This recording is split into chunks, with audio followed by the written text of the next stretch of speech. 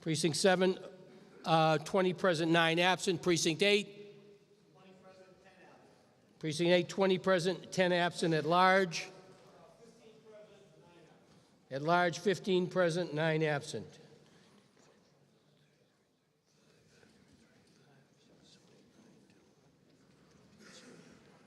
$185? 185 to 68. All right. 185 members being present, we do have a quorum. At this time, I want to congratulate those people that have been elected to fill the vacancies in the town, in each precinct. In Precinct 1, the new member is Caroline Bertoni, B-E-R-T-O-N-I, 40 Winter Street. Precinct 2, Janet Saniuk, S-A-N-I-U-K, 52 Mount Pleasant Street. Precinct 4, Sandra Camastra, 27 Vine Street. Precinct 4, John Minichello at 2 Gibbon Avenue. Precinct 5, Glenn Weich, W-I-E-C-H, 24 Field Pond Road. Precinct 5, Stephen Zaloga, 23 North Vine Street. Precinct 6, John Canero, 6 Richard Street. Precinct 7, Kristen Fafford at 37 Briar Drive. In Precinct 8, Beth Crevier, 42 Sunset Drive. Congratulations.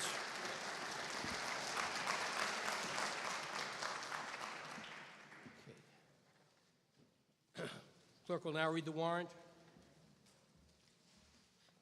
Good evening, everyone. This is the special town meeting, October 30th, 2017, Milford, Massachusetts, Commonwealth of Massachusetts, Worcester County. To either constable of the town of Milford and said county, greetings. In the name of the Commonwealth aforesaid, you are hereby required to notify and warn the inhabitants of the town of Milford, qualified by law to vote in town affairs, to meet in the upper hall of the Milford Town Hall, 52 Main Street on the 30th day of October, 2017 AD, at 7:30 p.m., and then and there to act upon the following articles. Article 1. Motion made and seconded to waive the reading of the warrant. All those, any for that care to be heard? If not, the question comes upon the motion. All those in favor manifest by saying aye. Aye. Opposed, no. The motion is carried. The clerk will now read the officer's return. Commonwealth of Massachusetts, Worcester County, Milford, Mass. Date October 10th, 2017. Pursuant to the within warrant, I have notified the inhabitants of the town of Milford to meet at the time and place for the purpose within mentioned by posting attested copies of this warrant in 10 or more public places in Milford. Thomas O'Laughlin, Police Chief. Thank you. A couple of things. First of all, the 185 members being present is near the most that, in my over 40 years of being town moderator, that have attended a town meeting, so that's encouraging that we get people involved in what's happening in our town by attending our town meeting and being representative town meeting members and being able to vote on issues. At this time, well, first of all, it was suggested a few years ago, as a matter of fact, that we move the precincts around so you get a different perspective, and hopefully those people that have complained to me that they weren't recognized, hopefully they'll have a better opportunity to rise and yell, Mr. Moderator, and I will recognize them so that they can speak to the body. Also at this time, I think we did it once before, and as a result of the Government Study Committee, when they sent out that survey, a vast majority thought that we should lead the meeting with a Pledge of Allegiance. So I'd ask those people that wish to pledge allegiance with me to rise and look at the flag. And I pledge allegiance to the flag of the United States of America and to the republic for which it stands, one nation, under God, indivisible, with liberty and justice for all. Okay, thank you. Recognize the Chairman of the Finance Committee for a report of the Finance Committee.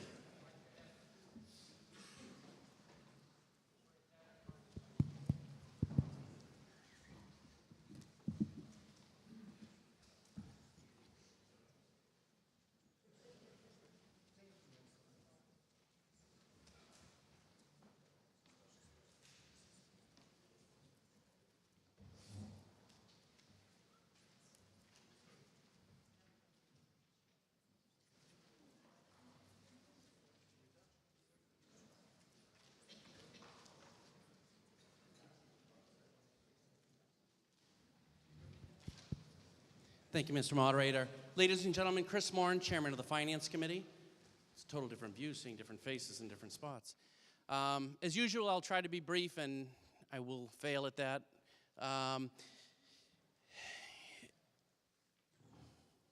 See? Already.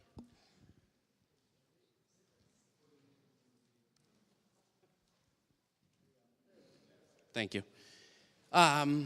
So this is the slide that we show at every town meeting. It's some of the goals of the Finance Committee and some of our beliefs that we put up there.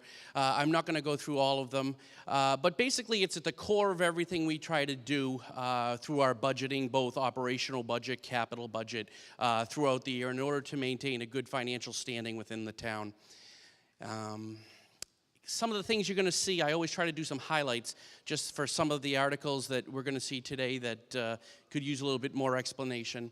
Article 1, you're going to see the highway surveyor come up and propose an article for $100,000 for the Dilla Street Bridge.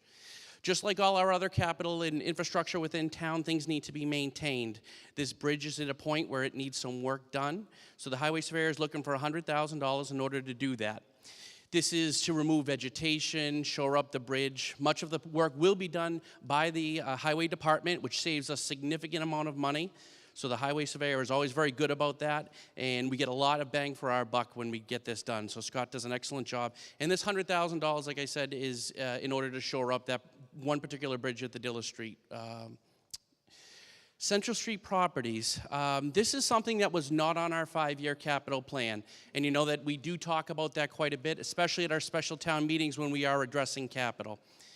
The reason this is not on the 5-year capital plan, it's a real estate thing that came up. Real estate you cannot plan when buildings come up for sale or availability. There are 3 properties on Central Street, and if any of you have driven down Central Street, you can see them right away. These aren't the best pictures in the world. They're not more in studio quality, but you can... sorry, Ronnie. But you can get the idea of the parcels that we're talking about on Central Street, the condition that they're in. There's 3 buildings there. As you see, they're not in the best of shape. One of the new committees that was set up by the selectmen, the Downtown Revitalization Committee, headed up by Mr. Pagnini, saw that these 3 buildings were available. In looking at these 3 buildings, in continuous buildings right in a row, you don't really get an opportunity like this. I don't want to use once in a lifetime, but it is very seldom that you're going to have properties come up that are in an area in a downtown. The selectmen, as well as that committee, as well as everyone you've heard, has always talked about the revitalization of downtown. Unfortunately, the revitalization of downtown is not going to happen just by talking about it. It's going to need some action, and it's going to need some money. In these 3 parcels, there's an amount of $750,000 in this article. $525,000 of that is for the acquisition of the 3 properties, and they've all been appraised. They went out for formal appraisals, and that would have came back at $525,000. Sorry, I get distracted easy. The remainder of that article, the $200,000, is for the demolition of those buildings in which they would be demolished, and that obviously the removal of all the building materials. There is not yet a plan for what will go on those 3 properties. It's obviously a considerable thought that parking is very much needed for the downtown in order for it to be able to expand. But this would probably be one of the primary things that we would look at these 3 properties, as well as there could be just some open space.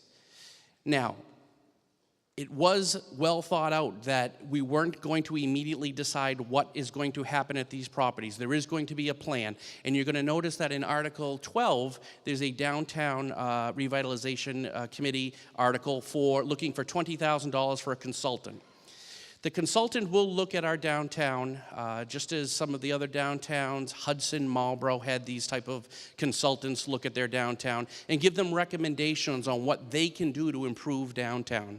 One of the things that this consultant will be looking at is what we could do with these 3 properties. So as of right now, there is no direct plan for them, but that would be part of the consultant's purview when they do this report.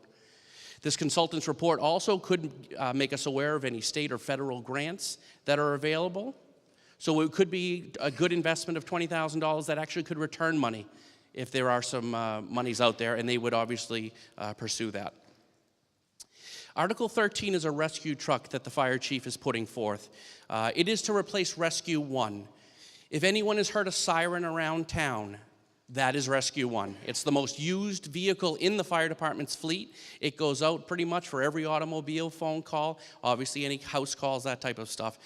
But that is the #1 used vehicle in the fire department's fleet. It currently has 78,000 miles on it, which doesn't sound like a lot for all of us driving our cars, but on a truck like that, on stop-and-go traffic on the streets, and the amount of use that it has, as well as the importance of that vehicle, the fire chief is looking to have this replaced.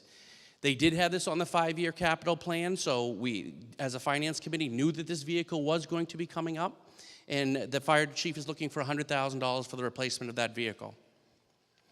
Article 17, the Memorial School Playground. The school department is currently looking to replace the Memorial School Playground down at the town park. I don't know if any of you have been down there. Woodland's got a beautiful playground. Brookside's got a beautiful playground. Memorial has, I don't even think you can call it a playground. The PTOs, the schools, are doing considerable fundraising in order to replace this playground, but at a cost of $140,000, it's a significant task. That's a lot of cookies, a lot of popcorn to sell. So the school department has asked the finance committee if we'd be willing to match some funds in order to be able to achieve the replacement of this playground. We did agree with this, and $60,000 in this article would be looking to match the funds that the Memorial School PTO, as well as the school committee, would be putting in to replace this playground, and it's very much needed for the children down there. Last is another school department article, which would be Article 18, which is Chromebooks. Now, a lot of people came up and asked me, and they said, listen, I thought we already did the Chromebooks. We did do a first phasing of the Chromebooks in May, which we don't usually do capital, but the reason we did do the capital in May for the Chromebooks is so that the students could have the books come September. We didn't want the students starting the school year and then all of a sudden in January having Chromebooks available. So we addressed grades 6 through 9, and they were purchased through funds provided at the May town meeting. This is the remainder of the Chromebooks to get us through high school, so that this is for grades 10, 11, and 12. So after this article, if it is approved, there will be Chromebooks all the way from grades 3 to grades 12, which is a great accomplishment for our school system. Obviously, in a technology time, it's essential, and every kid in those grades would have a Chromebook. We have some recommendations at this town meeting from the Finance Committee. $1.3 million of our free cash fund, and we'll talk about that in a minute, we're hoping to put towards the tax rate. We've been doing this over the years, and you've seen it, different amounts. This year, we were looking for $1.3 million of free cash to go towards the tax rate. We're also looking for a $500,000 stabilization contribution. You guys know we're always saving. It's important, it's crucial, it helps our bond rating, gives us lower interest rates on our loans, also gives us flexibility when we do have projects. Like last year, fire trucks, that type of thing, where they're large ticket items, $1.25 million, we could go into our stabilization if we need that. We have two stabilization funds. We have a long-term stabilization fund in which we're looking to put $300,000 into. And then we also have a shorter-term stabilization fund that we use for more capital. We're looking to put $200,000 in that, which we have all been hoping for as a project of a new turf field. We have been putting that $200,000 per year toward that, and this would be the 5th year of that installment. So we would hopefully have, at the end of this meeting, $1 million set aside for a new synthetic turf field somewhere in town that the Parks Department would identify where they would like to develop that. And this also gives us $2 million of free cash going into the spring. This is a very healthy number, and it's something that we really look at to give us prime flexibility. One of the things, and I hope the Farmer's Almanac isn't right, but if we do get a considerable amount of snow, we have snow and ice funds that always are very costly during the year, and we have to clear that money up in May. It is one of my goals as Finance Committee Chair and also as my committee as a whole that we do not try to tax that money. I don't want to tax you to pay for extra snow. If we have the ability of free cash to pay that off, It helps everyone out. And having that $2 million going into the spring gives us the ability to pay that off. Hopefully there's not more than $2 million of snow, Scott. We're in big trouble. This is a quick look at the spending schedule for this town meeting. You'll notice that all of the articles, almost everything we're doing through raise and appropriate, with one article being paid through the current free cash balance of $1.3 million. And that is of the taxpayer relief that I spoke of earlier. Our balance sheet, you'll see that with the addition of the water company, there were some expenses that we did not anticipate. So it's getting kind of close. We have right now, if everything comes in the way we hope, we have about a $13,000 difference. On $108 million, having a $13,000 shaving is pretty low. But we can achieve this with everything that we've presented today, and we feel confident in it.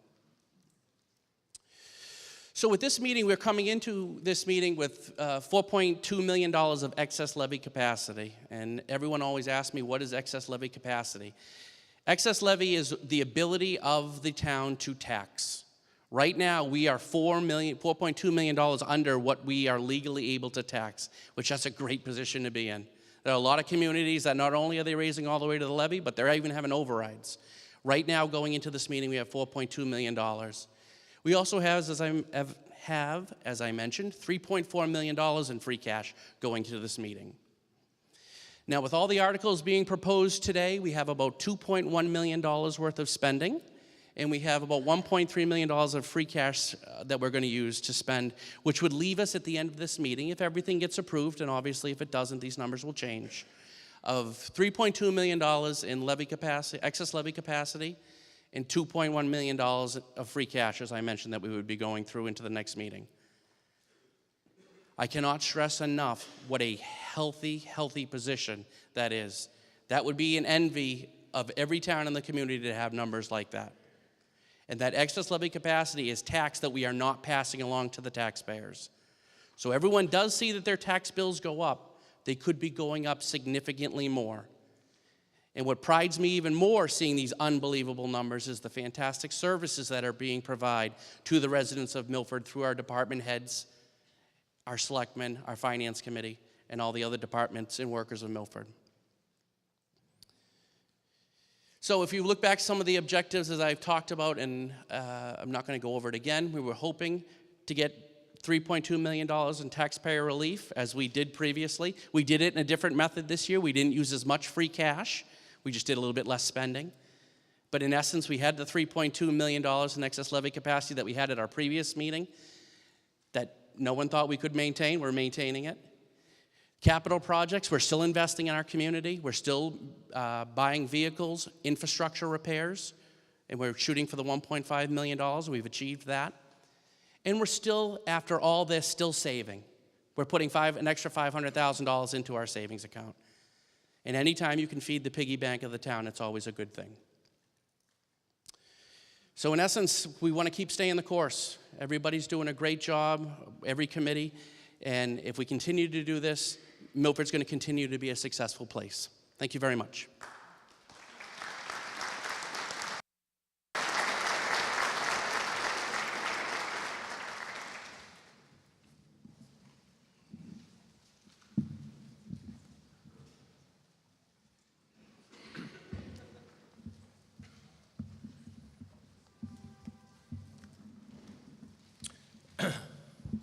Just as a further reminder to all the new town meeting members and anyone in the audience that is not a town meeting member, anyone, in order to speak before this body, you must be a registered voter in the town of Milford. If you're not a registered voter in the town of Milford, you need the unanimous consent of the body to address the meeting. Only our elected town meeting members can present the motions that are in the warrant and any amendments thereto. You must be a town meeting member in order to propose an amendment to any motion that is on the floor. So in order to be recognized, I'd ask you to rise, remain standing, raise your hand and yell, "Mr. Moderator," and hopefully I'll hear you or see you. In fact, you'll notice we've, the precinct identifications, we've slanted them, so hopefully those complaints that I've had of people that have been, their face has been behind the the precinct card, and I didn't recognize them, so they're a little upset about that. So I don't intentionally not recognize people. I try to give everybody the opportunity to address the meeting. So be aware of that and be patient. Also, let's be civil in our discussions. It's not a question and answer. You speak to the issues, and if you have amendments, you're talking about the amendment, not the extraneous matters. Okay. First order of business, Mr. Heller. Mr. Moderator, town meeting members, I'd like to present a motion again to limit the speakers to 10 minutes, and speakers will have the opportunity after everybody else has spoken to be recognized by the moderator. We had excellent response at the last meeting, and I had a lot of members of town meeting that were very happy with the outcome, so I propose the motion again. A motion has been made to limit speakers to 10 minutes. A motion to limit speakers to 10 minutes on all the articles before us, not just one article, but all the articles before us. It can be amended if someone wants a different limitation on that, but it's not debatable. So all those in favor of the motion to limit each speaker to 10 minutes manifest by saying aye. Aye. Those opposed, no. The necessary 2/3 has been acquired. So we'll proceed with the first article. It's a pleasure of the meeting. Highway Surveyor Crisafulli.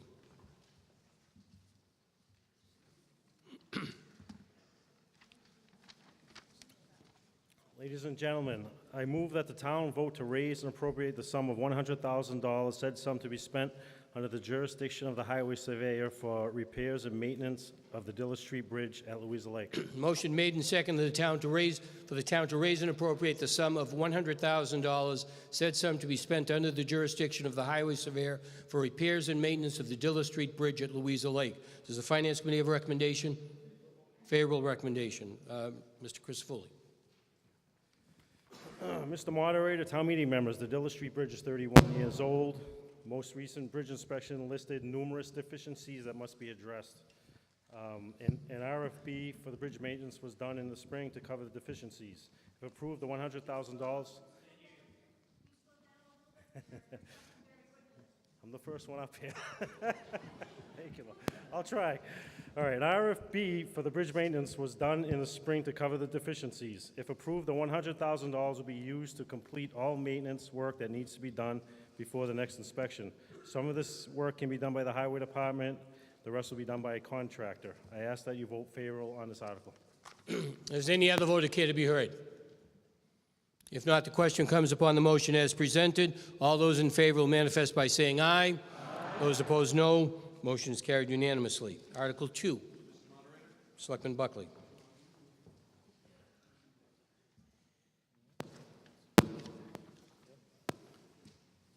I'm going to try not to step on the wires and give you that crackling sound. Mr. Moderator, town meeting members, I move that the town vote and raise and appropriate the sum of $60,000 to be utilized to replace the existing wall-mounted heating and cooling units on the first and second floor in Town Hall. Motion made and seconded that the town vote to raise and appropriate the sum of $60,000 to be utilized to replace the existing wall-mounted heating and cooling units on the first and second floor of the town hall. Finance Committee recommendation? Favorable. Favorable. Selectman Buckley. Thank you, Mr. Moderator. Town meeting members, these units were originally installed in 1986. This is part of a long-term capital budget that we have been budgeting, so that the FinCom has had and been aware of these numbers for a very long time. These units are reaching the end of their useful life, and I'd urge your support for these. Thank you very much. Does any other vote care to be heard? If not, the question comes upon the motion as presented. All those in favor will manifest by saying aye. Aye. Those opposed, no. Motion is carried unanimously. Article 3. Mr. Carroll.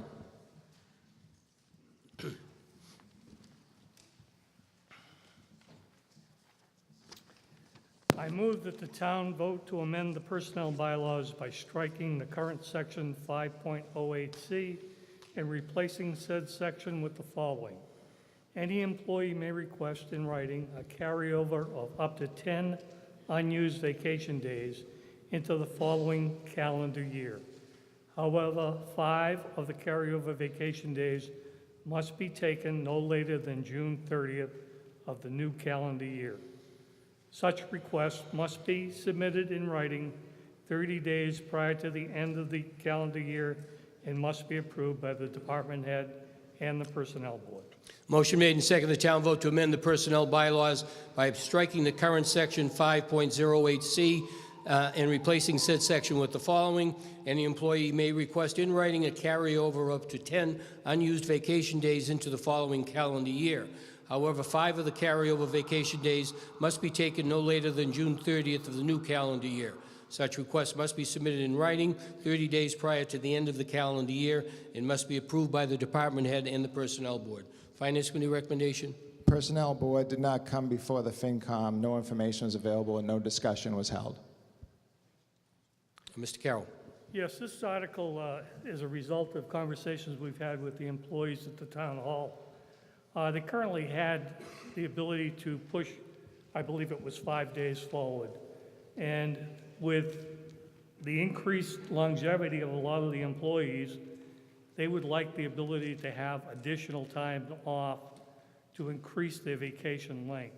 So pushing those days forward into the next year gives them the opportunity to take a 3 or 4 week vacation, possibly. Any other vote care to be heard? If not, the question comes upon the motion as presented. All those in favor will manifest by saying aye. Those opposed, no. Motion is carried. Article 4. Mr. Carroll.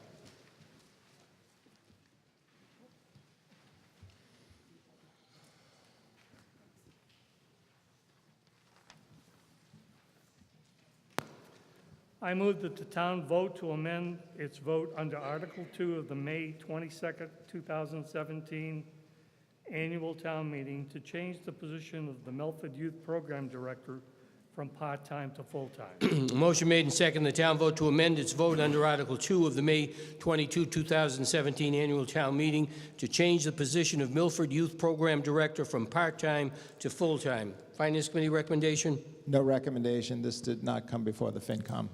Mr. Carroll. This particular article is just a cleanup. That position was changed prior to the last town meeting, and we weren't able to get it into the warrant in time, so it's strictly a cleanup. Any other vote care to be heard? If not, the question comes upon the motion as presented. All those in favor will manifest by saying aye. Those opposed, no. The motion is carried. Article 5. Mr. Carroll.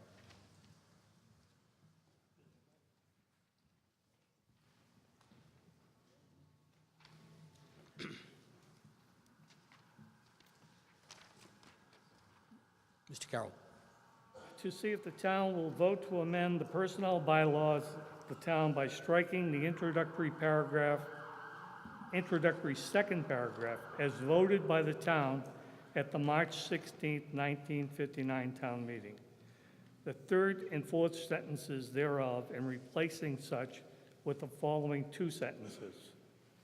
No person serving as town employee, town official, a member of any commission or board, whether serving in an elective or appointed capacity, having jurisdiction or responsibility for 1 or more full-time employees of the town, shall be eligible for membership on this board. Any member of this board who may hereafter accept any of the duties designated above shall be required to terminate his service on the Personnel Board forthwith. Motion made and seconded. The town vote to amend the personnel bylaws of the town by striking from the introductory second paragraph as voted by the town at the March 16, 1959 town meeting, the third and fourth sentences thereof, and replacing such with the following sentences. No person serving as a town employee, town official, or a member of any commission or board whether serving in an elective or appointed capacity and having jurisdiction or responsibility for one or more full-time employees of the town, shall be eligible for membership on this board. Any member of this board who may hereafter accept any of the duties designated above shall be required to terminate his service on the Personnel Board forthwith. Does the Finance Committee have a recommendation? Recommendation is to refer to sponsor. Mr. Carroll. Yes, this particular change is requested as a result of discussion among the board members, the Personnel Board members, to see if we could open it up to some of the other town people. Members of the Finance Committee under the old law could not serve also on the Personnel Board. And some of the other committees as well. This opens it up to allow them to also be a member of the Personnel Board. Any other vote care to be heard? If not, the question comes upon the motion as presented. All those in favor manifest by saying aye. Opposed, no. Motion is carried.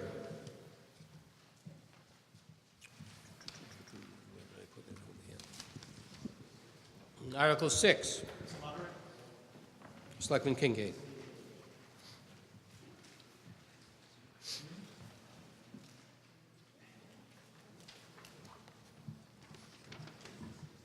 Mr. Moderator, town meeting members, I move that the town vote to authorize the Board of Selectmen to acquire by purchase or take by eminent domain 3 properties located on Central Street in Milford, known and numbered as 22 to 24 Central Street, 30 Central Street, and 32 Central Street, for the purpose of increasing available municipal parking and increasing the availability of open space, and further to raise and appropriate the sum of $750,000, said sum to be utilized to pay any damages and for the purposes of demolishing structures existing on the properties to be acquired.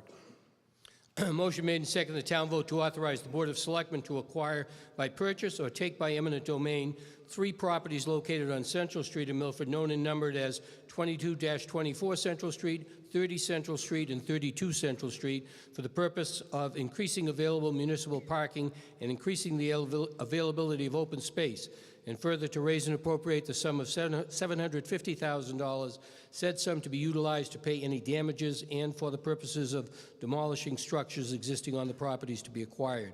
Finance Committee recommendation? Favorable. Favorable. Selectman Kincaid. Thank you, Mr. Moderator. Town meeting members, this article seeks to appropriate the sum of $750,000 to acquire and purchase, or to acquire by purchase or eminent domain the 3 properties on Central Street, 22 to 24, 30, and 32, for the purpose of increasing parking and increasing the availability of open space.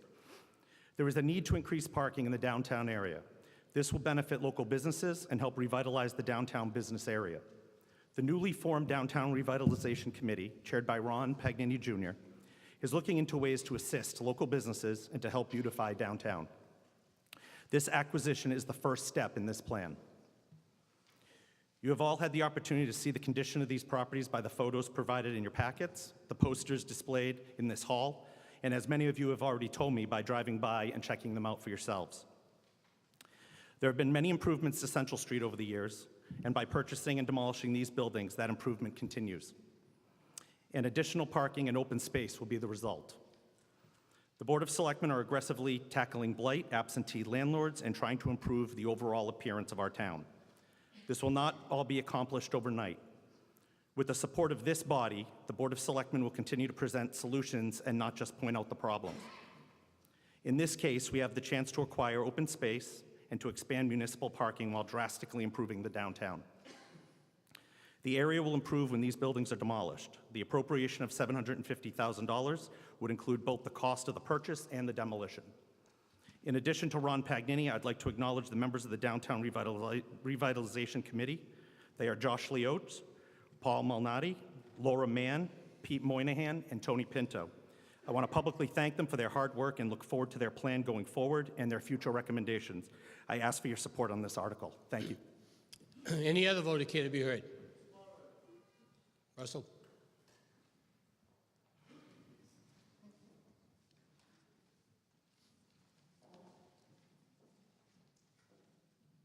Thank you, Mr. Moderator. Russell Biswell, Precinct 3.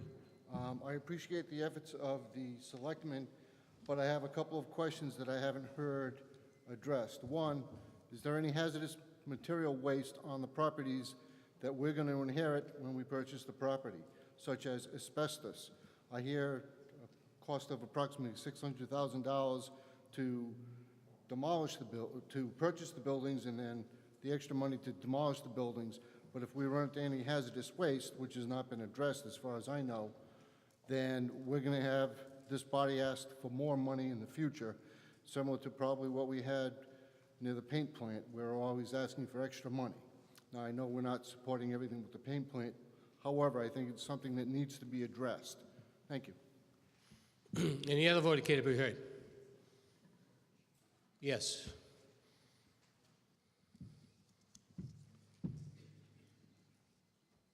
Mr. Wheelock. Hi, it's Jamie Wheelock, and I can't support this Article 6. I am really surprised about the advanced timeline of how quickly it came from being a discussion at the Selectmen's meeting to being put before this special town meeting, for one. I think that was interesting. It's been disappointing to see how relatively out of the public eye the work of the Downtown Improvement Committee has been. And also, I'm not entirely sure we're really getting that property at a terrific discount considering the state that those buildings are currently in. Bethany Church bought that lot building at the top of the Central Street for, I think, $350,000. It was in move-in condition from what I know. They're doing great work with that. And it's hard to believe that those three dilapidated buildings are $550,000. Mostly, the thing I'm interested in is the selectmen's interest in parking and open space, and if they have the enthusiasm to spend $750,000, maybe it would have been nice to have a discussion about whether we should spend $750,000 to knock down as much of Middle School East as we want to knock down, or as far as $750,000 will go, and turn the lot that we already own into parking and open space. I'm certain there's 50 spaces there. Right now, a lot of you are parked up in that land right now. And also, I think if we spent the $750,000 knocking down Middle School East ourselves and controlling the use of that parcel ourselves for open space and parking, these guys could come back to you in 2 or 3 years and still offer those three landowners $550,000 for that lot. Because any developer within 100 miles of here has been in a position to offer those different landowners money for those parcels, and nobody who wants to develop has been looking to buy those three parcels at face value. I think this is not necessarily in the best interest of the town. Any other vote indicated to be heard? If not, the question comes upon the motion as presented. Since it authorizes the taking by eminent domain, it requires a 2/3 vote. Since people have spoken in opposition to it, all those in favor of the motion as presented will rise and remain standing until counted by the monitors.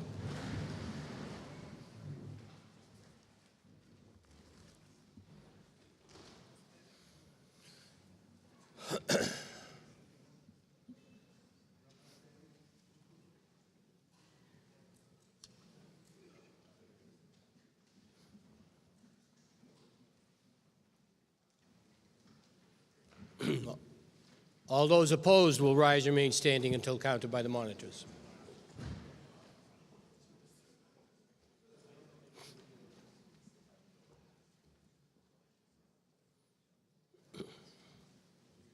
Precinct 1. Precinct 1 reports 19 in favor, 5 opposed. Precinct 2. Precinct 2, 15 in favor, 4 opposed. Precinct 3. Precinct 3, 21 in favor, 6 opposed. Precinct 4. Precinct 4, 14 in favor, 6 opposed. Precinct 5. I'm sorry, how many opposed? 7 opposed. 19 in favor, 7 opposed in Precinct 5. Precinct 6. 19 in favor, 2 opposed. Precinct 6, 19 in favor, 2 opposed. Precinct 7. 20 in favor, none opposed. I'm sorry, once again, Lenny. 20 in favor, none opposed. 20 in favor, none opposed. Precinct 8. 14 in favor, 2 opposed. Precinct 8, 14 in favor, 2 opposed. At large? 14 in favor, none opposed. At large, 14 in favor, none opposed.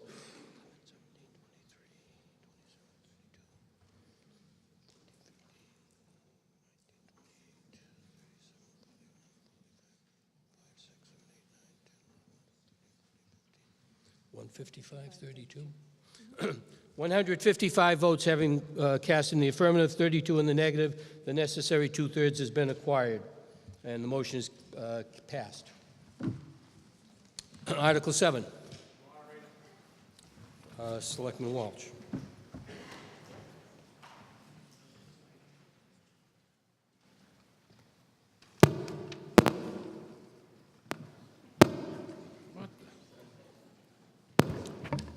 Mr. Moderator, town meeting members, I move that the town vote and raise and appropriate the sum of $25,000 to be utilized and provide an alarm and video surveillance camera as well as an intercom at the Milford Youth Center. Okay. Is the word camera in there, Mike? I'm sorry? After surveillance, is the word camera? Yes. Okay, I have a different, I'll add camera then. Motion made and seconded that the town vote to raise and appropriate the sum of $25,000 to be utilized to provide alarm and video surveillance camera as well as intercom at the Milford Youth Center. Does the Finance Committee have a recommendation? Favorable. Favorable. Selectman Walsh. Ladies and gentlemen, this article seeks the sum of $25,000 to install an alarm, a video surveillance system, a camera, and an intercom at the Milford Youth Center. The renovated Milford Youth Center has become a vital resource for the town. Hundreds of children attend the center daily and are participating in numerous positive programs. The installation of an alarm and a video system will help protect this building, the children, by providing surveillance cameras inside and outside of the building. The installation of an intercom system will allow better communication throughout all areas of the center, especially in the event of an emergency situation. I urge your support for this article. Any other vote care to be heard? If not, the question comes upon the motion as presented. All those in favor will manifest by saying aye. Aye. Those opposed, no. Motion is carried unanimously. Article 8. Why don't we? Okay, we just hold to correct our.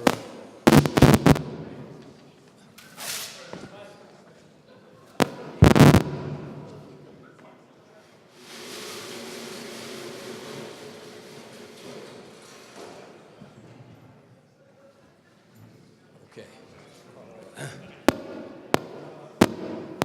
Town Council Moody. Stepping on firecrackers there, right?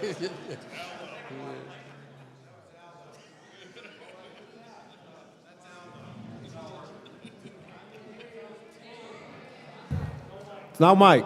Oh, there we got a mic. Should I step on the wire again? I don't know. In any event, ladies and gentlemen, Mr. Moderator, I move that the town vote to set the rates of pay based on a 40-hour work week for positions under the Board of Water Commissioners of Milford for fiscal year 2018 as follows.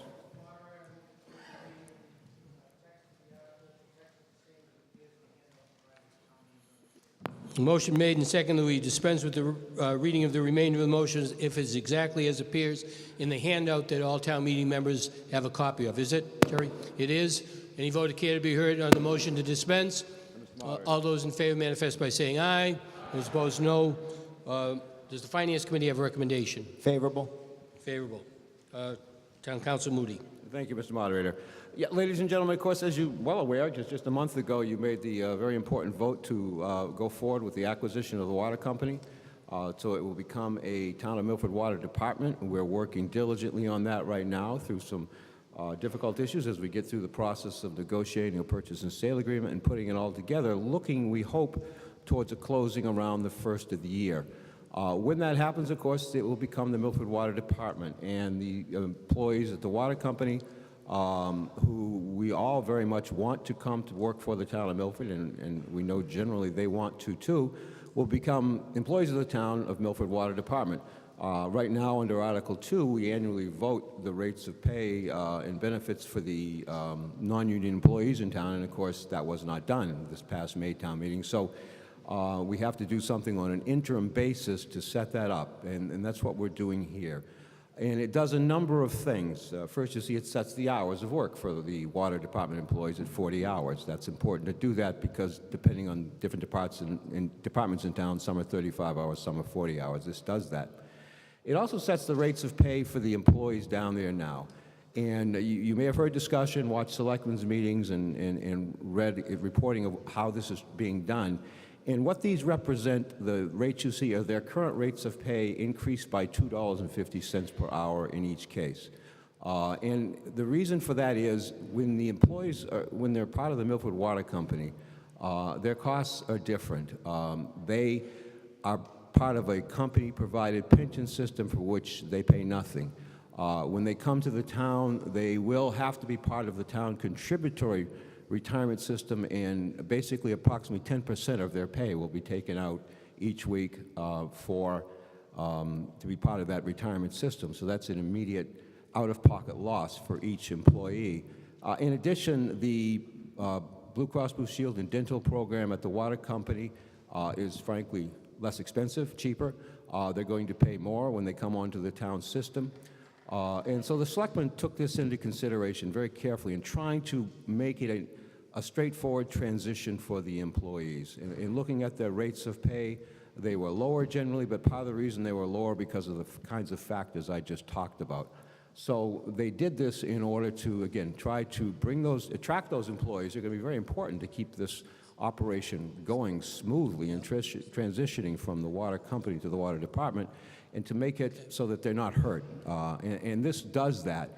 It does a number of other things in terms of its language, too, which incorporates them into the town personnel bylaw system, but does it so that they don't lose vacation entitlements, they won't be harmed that way, and a couple of other changes just to make them fit into the system. And again, it's very important to the Board of Selectmen, very important to everybody that's involved, that these employees come over so that be a smooth operation whenever that transition takes place. And this is a vehicle through which we can do that, and I urge your support. Thank you. Is any other vote care to be heard? If not, the question comes upon the motion as presented. All those in favor manifest by saying aye. Those opposed, no. Motion is carried unanimously. Article 9. Selectman Buckley.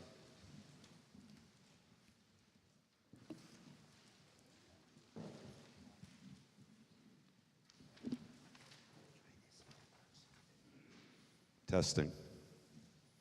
And this one's been shut off? Okay. We'll get this right, I promise.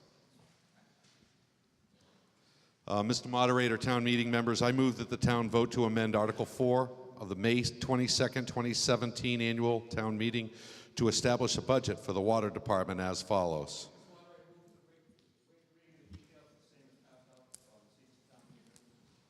Okay, I think there's only four.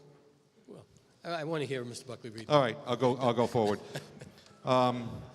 In Department 5110 Personnel Services, we're proposing $630,739. General expenses, we're proposing $2,042,515. And in short and long-term interest, we're proposing $1,310,000 for a total water department budget of $3,983,254. And further, that the total authorized under Article 4 as amended and as referred to above, $3,983,254 shall be raised from the Water Enterprise Fund. Does the Finance Committee have a recommendation? Favorable. Selectman Buckley. Ladies and gentlemen, this article establishes a budget for the water company. Obviously, as a town department, as Jerry had mentioned, in January we hope to go forward. We hope to close with our purchase and sale and complete that.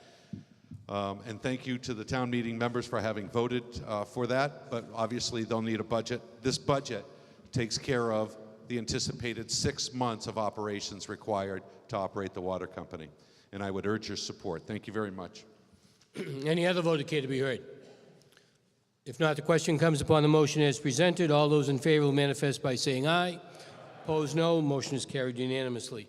Just a reminder to the precinct captains, when there's a standing vote, please only count those voters in your precinct. I think there may have been some people in the back that are standing and hoping to be recognized as a voter, so keep that in mind. Article 10, Selectman Welch.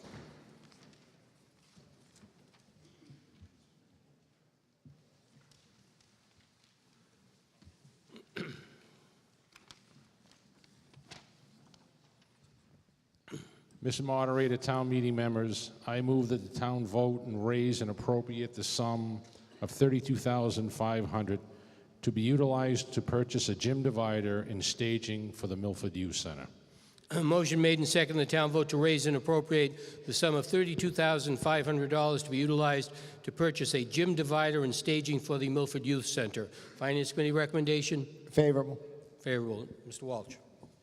This article seeks the sum of $32,500 to purchase a gym divider and staging for the Milford Youth Center.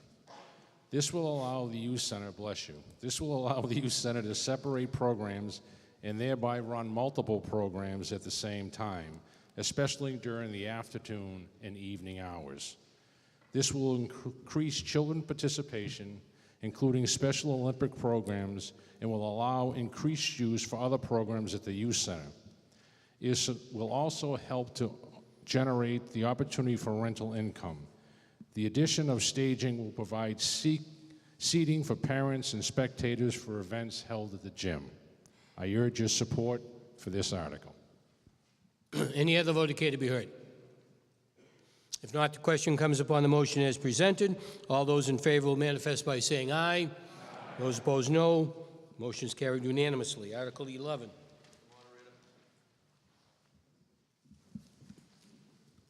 Mr. Lucchini.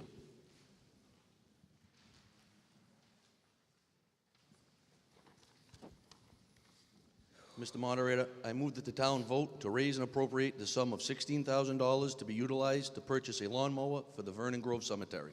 Motion made and seconded. The town vote to raise and appropriate the sum of $16,000 to be utilized to purchase a lawnmower for the Vernon Grove Cemetery. Finance Committee recommendation? Favorable. Favorable. Mr. Lucchini. Thank you, Mr. Moderator. Good evening, ladies and gentlemen. My name is Jamie Lucchini. I am chairman of the Vernon Grove Board of Trustees, as well as a town meeting member, Precinct 1. The article before you is asking you for your support in the purchase of a new lawnmower for the Vernon Grove Cemetery. This mower will be replacing a 1997 tractor, which can no longer be depended on to function on a daily basis. This is a vital piece of equipment for the operation of Vernon Grove, as well as the North Purchase cemeteries. It will be used maintaining over 37 acres of lawn to be cut and in the leaf removal during the fall. We urge you to vote in the positive for this article. Thank you. Any other vote care to be heard? If not, the question comes upon the motion as presented. All those in favor will manifest by saying aye. Aye. Those opposed, no. Motion is carried unanimously. Article 12. Selectman Kincaid. Mr. Moderator, town meeting members, I move that the town vote to raise and appropriate the sum of $20,000 to be utilized in order to obtain the services of consultants to assist the Downtown Revitalization Committee in planning and recommending actions in relation to improvements to the Milford downtown. Motion made and seconded. The town vote to raise and appropriate the sum of $20,000 to be utilized in order to obtain the services of consultants to assist the Downtown Revitalization Committee in planning and recommending actions in relation to improvements to the Milford downtown. Finance Committee recommendation? Favorable. Favorable. Selectman Kincaid.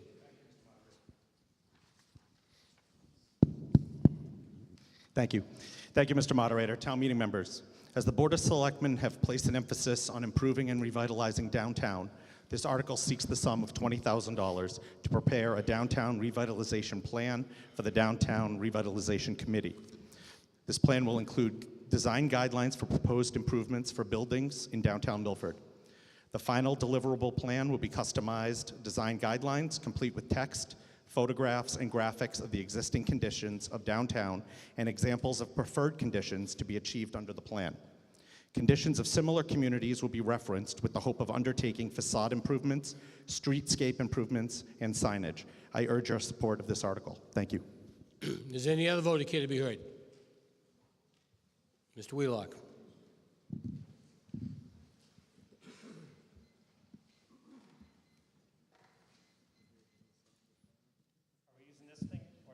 It looks like we're doing this. All right. I hope some other people will get up and speak after I speak, because I don't even have a terrific presentation about this. But I got to tell you, this is a terrible, terrible, terrible deal for the taxpayers of Milford, okay?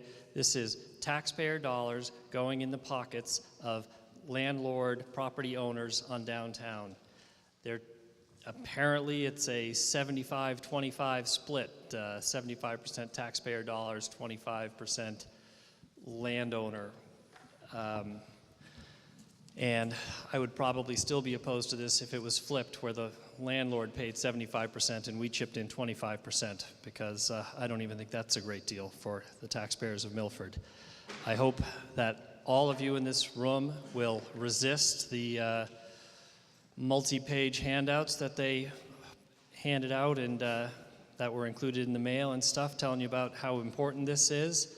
The fact of the matter is, all of us managed to make improvements to our houses with our own budgets. We fix what we can when we can, and sometimes we use credit to fix big projects that still need to get fixed that are slightly out of our range for fixing.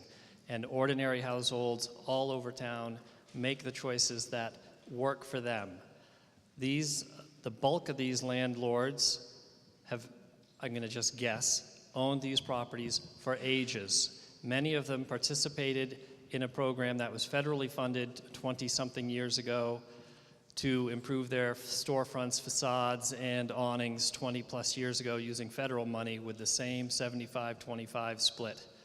And it's hard to complain when it's federal money. It's not my tax dollars locally, but still, that wasn't great.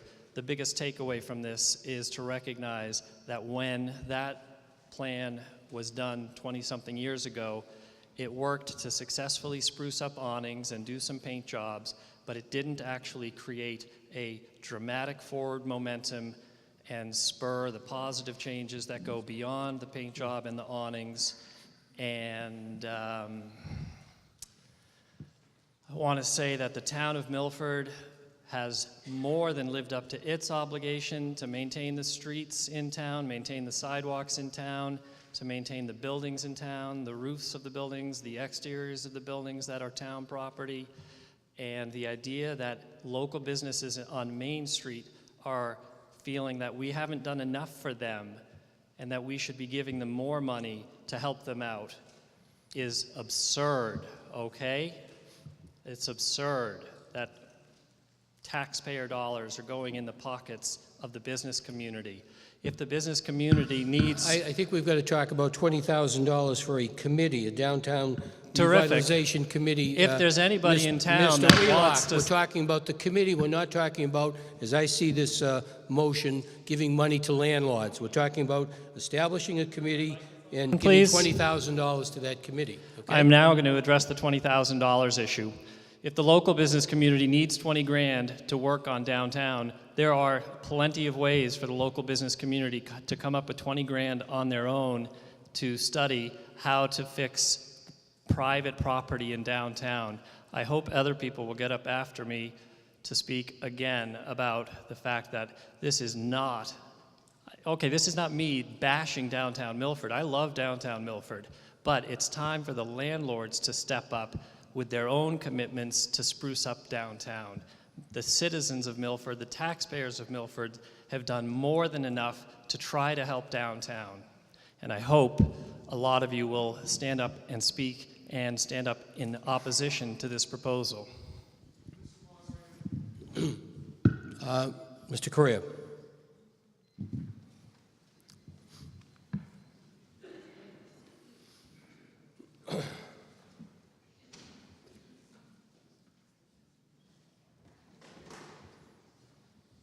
Al Correa, Precinct 5. With all due respect, this is about $20,000 to develop a plan. The FinCom discussed it, and we listened to all the possibilities. and they're being brought up. But this is a very strong statement came from the FinCom which said, don't go spending one extra penny, because we won't support it unless you come to us with a plan.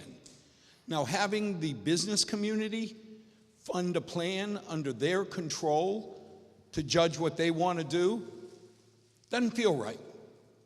I want a plan that we control, that's looking out in our best interest as a town.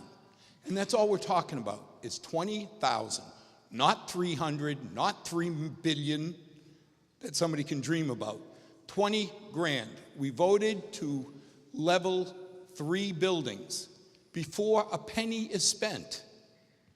As a taxpayer, I want to know there's a plan. I want to know that the plan's been vetted. Then we'll come forward or not. But to talk about what could happen, I don't think is germane to this argument. I urge you, 20 grand is a ton of money. But it's short money to make sure that we get a plan before they come forward with any other request for money that's in the best interest of Milford. Any other vote care to be heard? Yes.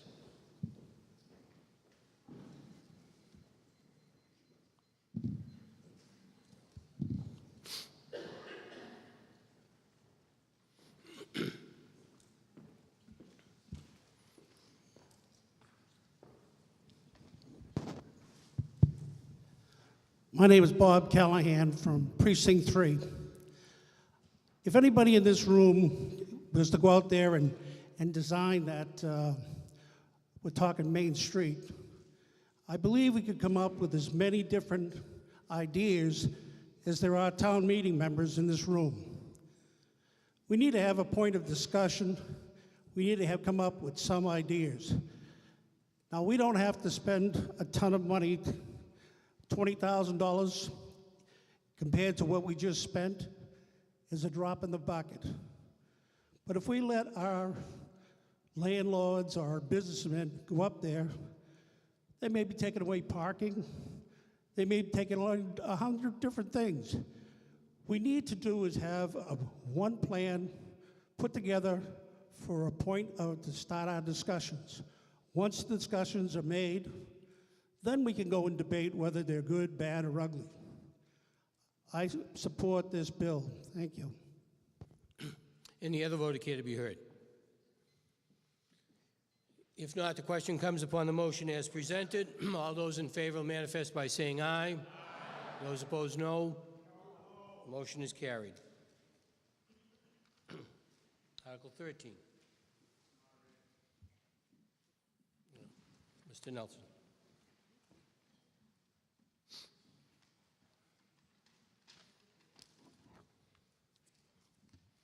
Mr. Moderator, town meeting members, I move that the town vote to raise and appropriate the sum of $100,000 to be spent under the jurisdiction of the fire chief for the purpose of purchasing and equipping a new rescue truck.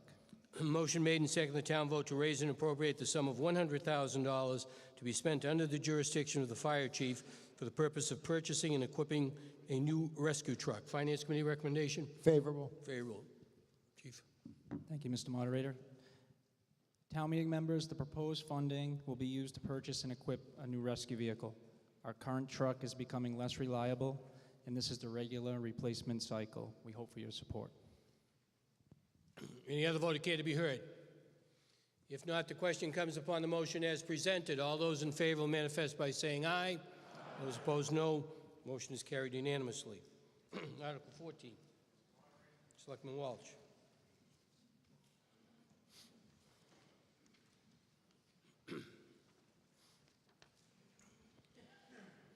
Mr. Moderator, town meeting members, I move that the town vote to amend zoning bylaws by amending section 2.3, the use regulation schedule thereof to provide in relation to marijuana establishments as follows.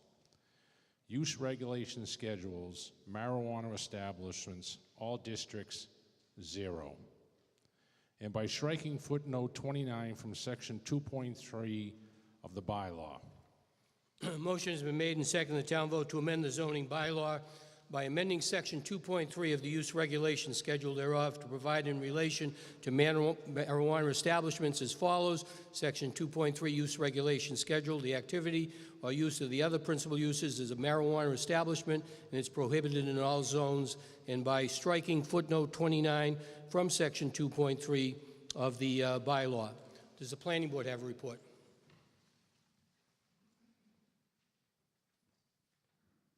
Mr. Walsh. Mike.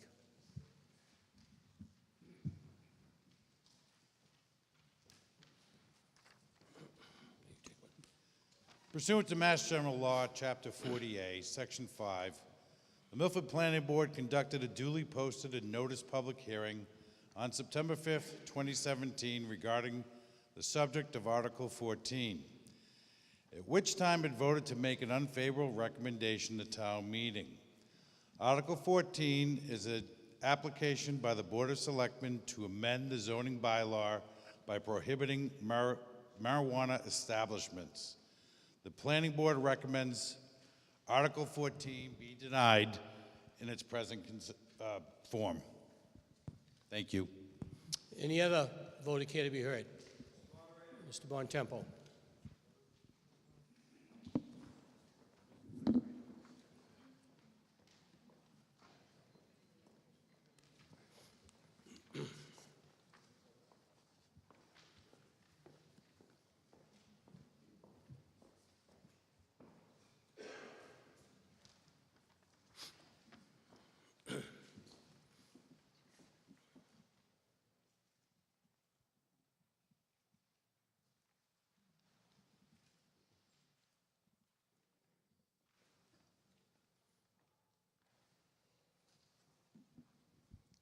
Mr. Moderator, town meeting members, Michelangelo Bontempo, Precinct 4. I move to amend the main motion under Article 14 as follows. By adding a new footnote 29 to the IB district, which new footnote shall read as follows.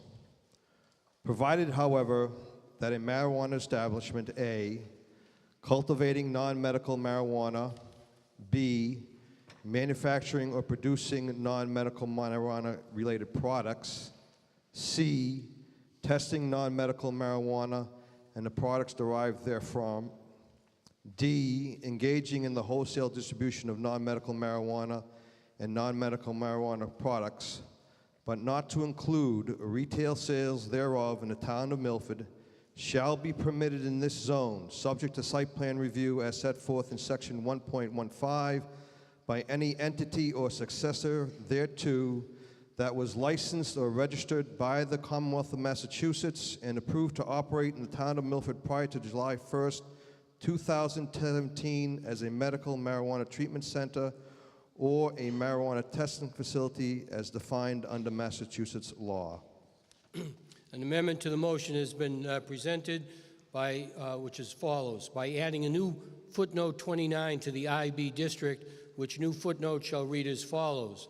Provided, however, that a marijuana establishment, A, cultivating non-medical marijuana, B, manufacturing and or producing non-medical marijuana-related products, C, testing non-medical marijuana and the products derived therefrom, D, engaging in the wholesale distribution of non-medical marijuana and non-medical marijuana products, but not to include retail sales thereof in the town of Milford, shall be permitted in this zone subject to site plan review as set forth in Section 1.15 by any entity or successor thereto that was licensed or registered by the Commonwealth of Massachusetts and approved to operate in the town of Milford prior to July 1, 2017 as a medical marijuana treatment center or a marijuana testing facility as defined under Massachusetts law.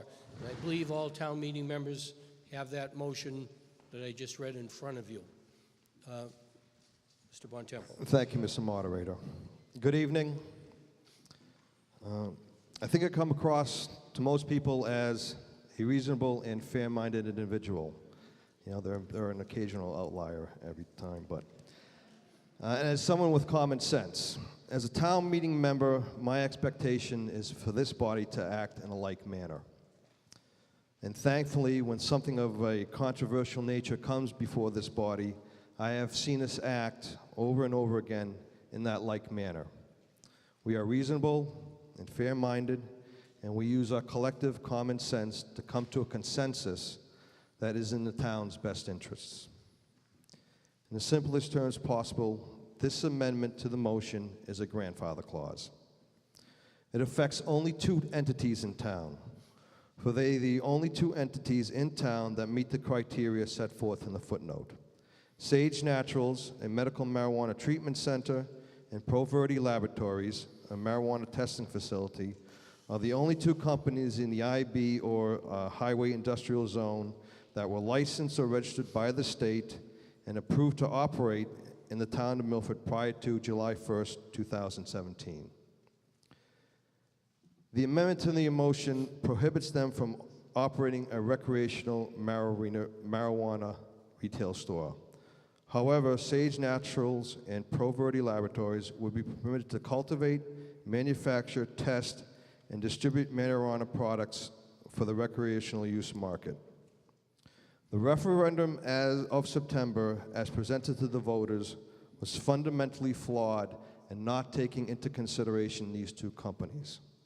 We have an opportunity tonight to redress that flaw. So I ask you to support this amendment to the motion. Thank you. Any other voter care to be heard? Mr. Fernandez.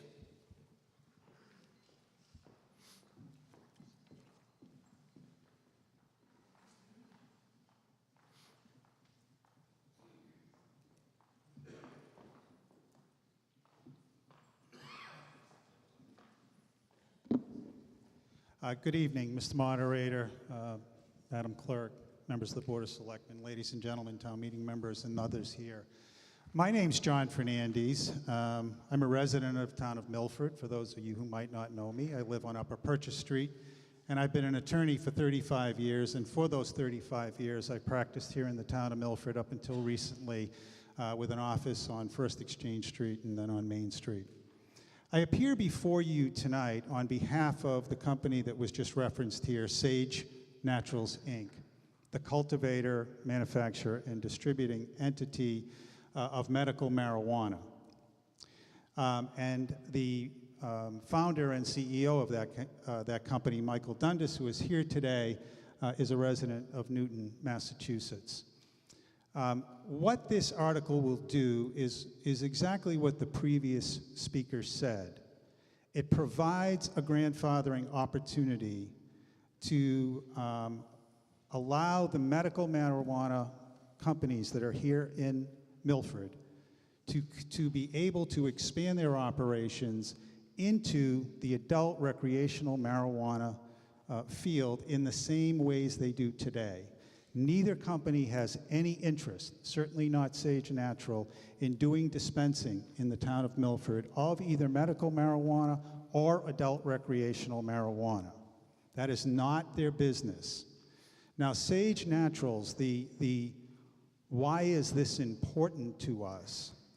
The ballot question that was passed in November and the work that the legislature then did on that ballot question, which was passed in July and signed by the governor, provides that we leverage the existing medical marijuana facilities in what they do today to expedite and make safe the introduction of adult recreational marijuana in Massachusetts. And it makes perfect sense.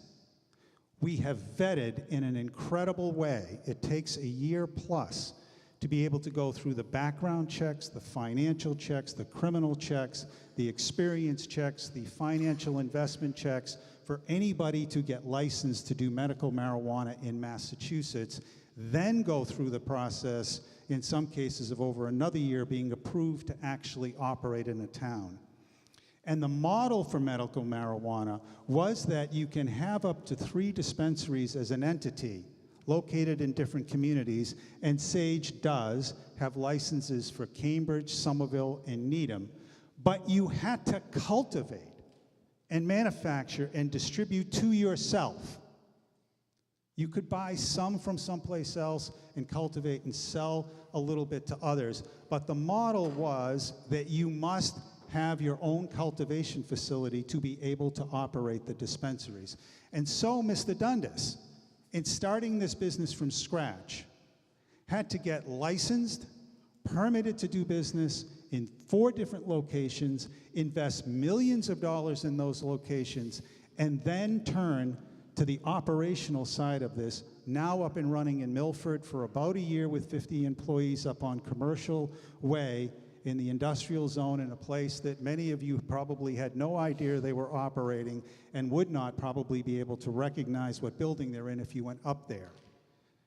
But it took that time to get licensed, and they're in business, and they were happy to be in business as medical marijuana providers when the legislation passed and the ground shifted underneath them, that they had to be able to move into the adult medical marijuana, to be the adult recreational marijuana area, to be able to sustain the dual use of the 2 things they did. Otherwise, they would be at such a competitive disadvantage that within a few years, they would be out of business and unable to continue their operation. So that's why this is important to them. The question of how did we get here is that when the town first considered a prohibition, as you have a right to do, as we have a right to do under the law, the question that was going to go out to the voters involved only the ban of retail sales of marijuana. Neither of these businesses being in that space, there was no cause for them to be concerned. When the law changed and the selectmen were presented with the option of banning all adult marijuana establishments in the town of Milford, that's what they opted for, and that was what became the ballot question. Those 2 businesses were caught flat-footed by that decision, and they did not have the time to react in a way to try and get that ballot question amended before it went to the voters. They did appear before the planning board, and you heard that there was an unfavorable recommendation, much because of the impact it was going to have on these 2 small businesses. So as a consequence, they went out in that short period of time in panic to support their business, and certainly Sage Natural engaged in a campaign to try and defeat that ballot question, not because they wanted to see retail sales of adult marijuana in Milford, but because it was the only way they saw to be able to save their business. And when that failed and the dust settled, and they realized that they had engaged in some activities in the campaign and literature that went out that was offensive to people, both in government and in the organization that was supporting this ballot initiative, they realized in retrospect that some of those behaviors were in fact offensive, and they've apologized and expressed their regret for that privately to the individuals involved and publicly here to you tonight through me for that. But they didn't know what to do but to go out and try to save their business through that. And when they approached... 3 minutes and 36 seconds left, Michael, okay? How much was it? 3 minutes and 36 seconds. When they approached me not long ago about how they might be able to resolve this, there was already discussion about town meeting's right in considering that ballot question to amend the article, which is a right that you do have. The statute provides, and it's unusual in Massachusetts law, that there are 2 things that must happen for a prohibition. There must be a ballot vote, and there must be a town meeting action. And those are independent actions. If you vote a town meeting article, the voters get to choose. If the voters vote a town meeting, an article, a ballot question, you get to choose whether you agree. And as a thoughtful, deliberate body, you have the right to amend this. And if you do believe that it's appropriate to save these 2 businesses and allow them to continue to operate and to move into the field that the legislation encourages them to do so that they can be dual-use providers, then it's appropriate to do so, to amend this.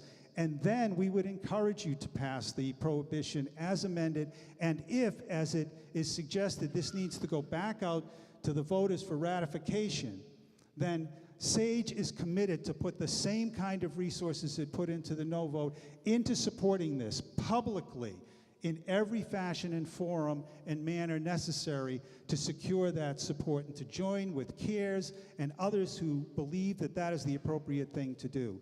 And in order to save these businesses, this amendment is the only way to allow these two businesses, and only these two businesses, to be able to move into that space as the legislation suggests. And so I would urge you, on behalf of Sage and the testing company ProVerde, that you help these two small businesses with millions of dollars in investments in here and other communities to survive and be able to move forward as highly regulated, important business, important supporters of this business in Massachusetts.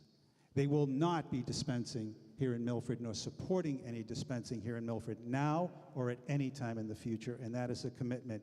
In addition, through a host agreement, they will be contributing as much as another $250,000 through impact fees to the community, which can be used for other resources, and they will be engaging this community as a good neighbor. They've kept their head down until now. They know it's important to engage this community, and that's what they're going to do, and I urge you to support this article.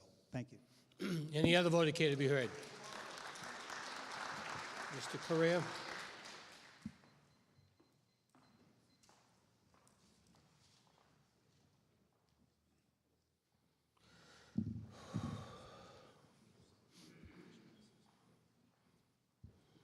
Sorry to be back twice in one meeting. Al Correa, Precinct 5. This referendum is so not Milford.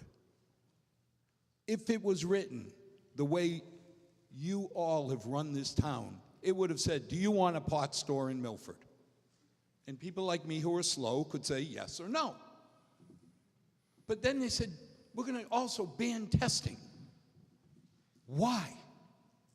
I mean, whether you want to smoke or not is not germane to this conversation. But just like anything else, we sell alcohol, we want testing. We sell tobacco, whether you agree with it or not, you don't want people smoking paraquat. You don't want them smoking pesticides. You don't want them smoking heavy metals. The more testing, the better. When it comes to cultivation, I didn't even know what a sage was. I read about it. It was in the Milford Daily News or the Town Crier somewhere. It said we had a cultivation plant. I don't know how long ago that was. But just like the power plant that we were all worried about. Turned out to be good citizens, we never had a problem. I urge you, do not let the emotion get in the way. The testing should be something we want. The more testing, the better. And the fact is, we've got two companies. Now, being Portuguese from the Heights, I don't talk the fancy lawyer talk that our barristers do. I went to the CEOs, looked at them straight in the eye and said, are you going to ever try and sell pot in Milford? And both of them looked at me and said, no. I said, I have your word on it? They said, yes. That, to me, is Milford. The guy who's doing testing is going to stay doing testing. The guy who's cultivating is not going to sell in this town.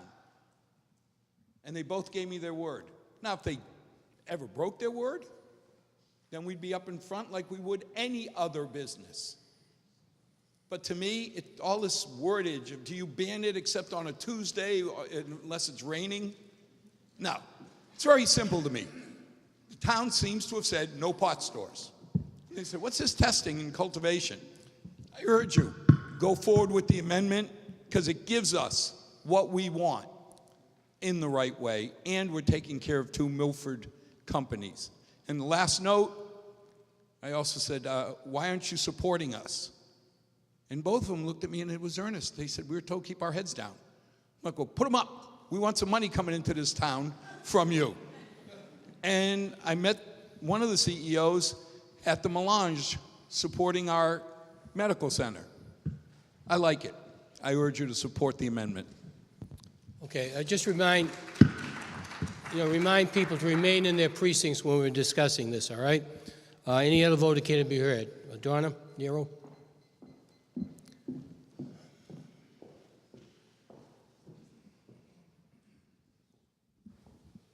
Good evening, ladies and gentlemen. I'm Donna Nero, lifelong Milford resident and someone who's been deeply invested in the well-being of our community. I'm presently the chairwoman of Milford Cares, the organization that supported the yes vote on September 19th. Recently, as town meeting members, you received a letter from me. And that letter urged you to vote on Article 14 as it is presently written and unamended. But I stand here tonight and I ask you respectfully to consider voting to support the amended article.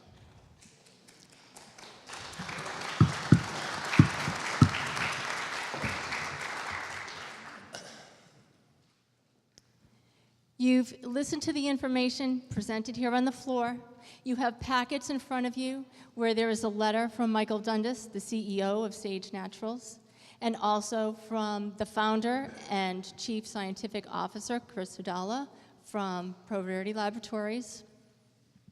So again, I ask you to consider all of that information. When we embarked on this campaign, our biggest priority was to protect our families, and most especially our children, our teens, and young adults from the substantial dangers that recreational marijuana shops would impose on the health, safety, integrity of our community. That goal remains our driving force. As a town meeting is a representative body, we believe that those of us who are town meeting members have a duty to listen to the voters within our own precincts.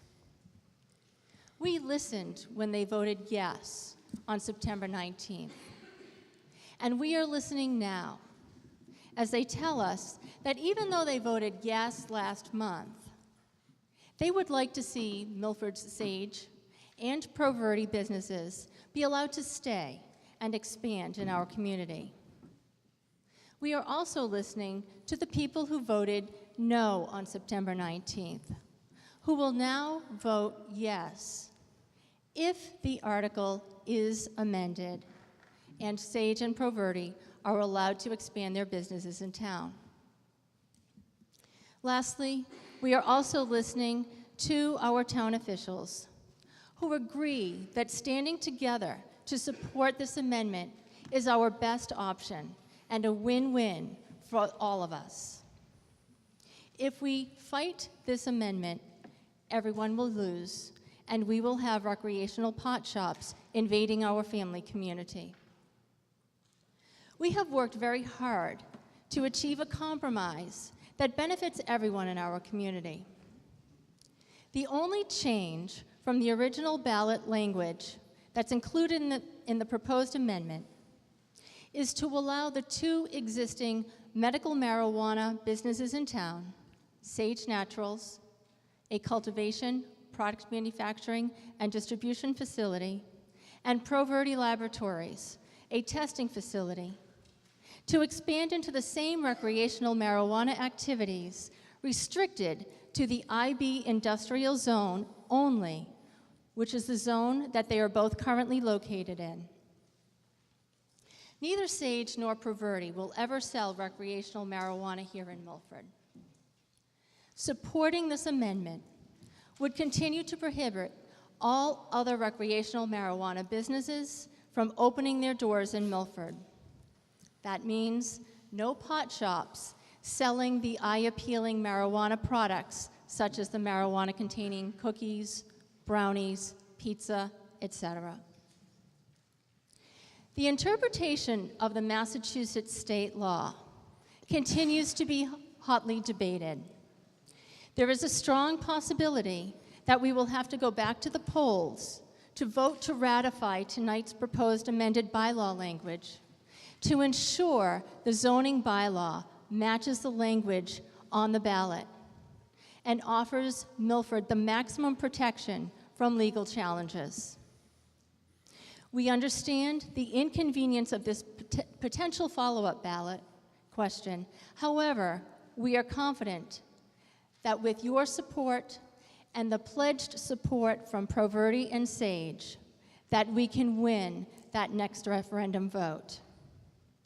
I respectfully ask you tonight to stand with me and consider voting to support this amendment for the greater good of our community. Thank you. Any other voter care to be heard? Mr. Consigli.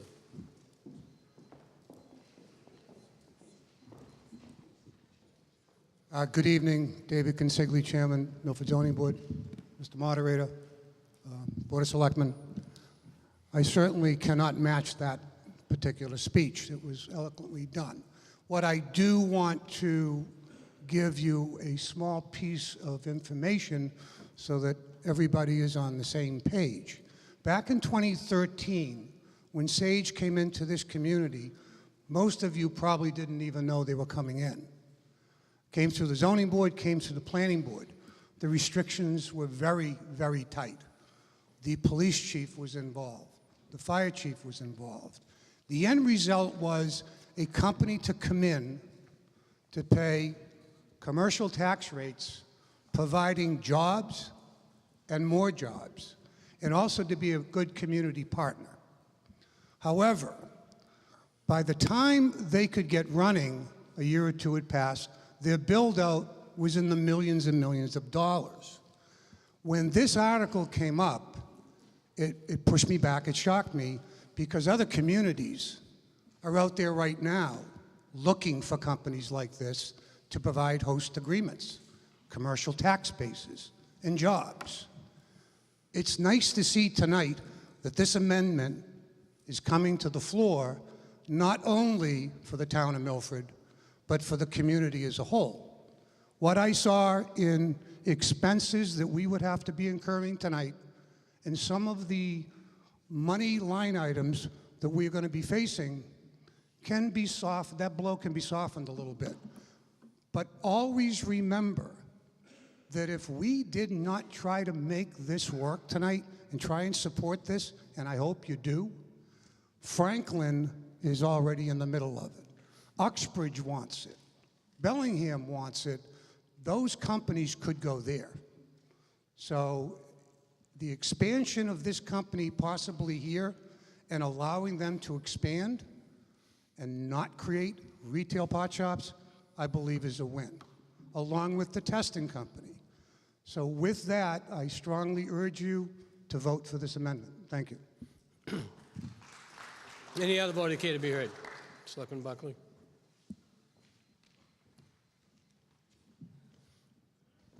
Thank you, Mr. Moderator, town meeting members. What you see here tonight is the art of compromise. It's what, for some reason, Washington can't do and what we ask our legislators to do in Washington. This body has been mindful of businesses in this community.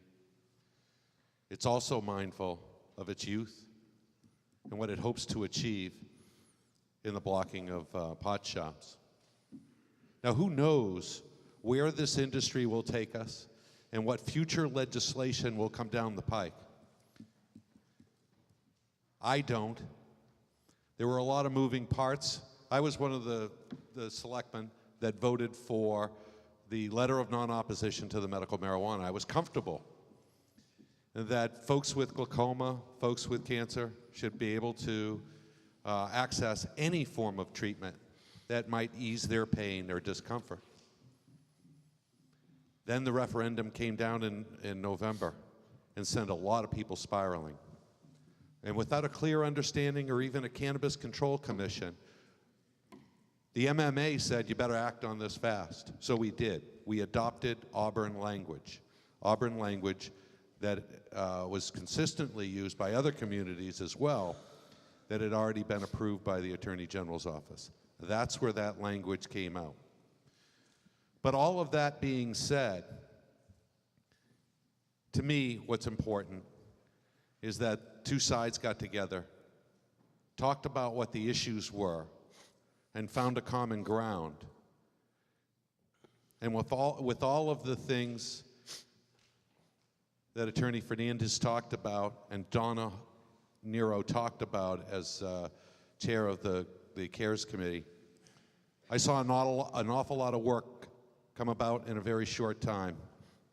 I'm impressed with that work from both groups, and I would urge your support for this amended article. Thank you. Any other vote that care to be heard? That gentleman in the back, I believe he's a registered voter in the town of Milford.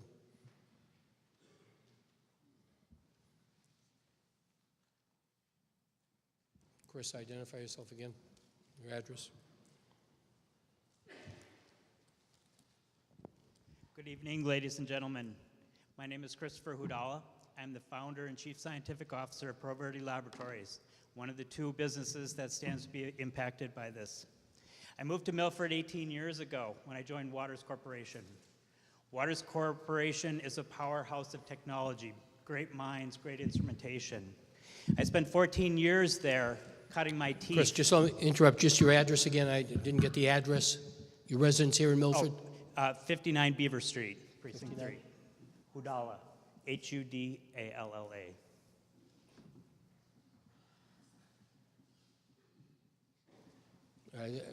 We'll cut you off if you're not a registered voter. Go ahead. Sure. Yes.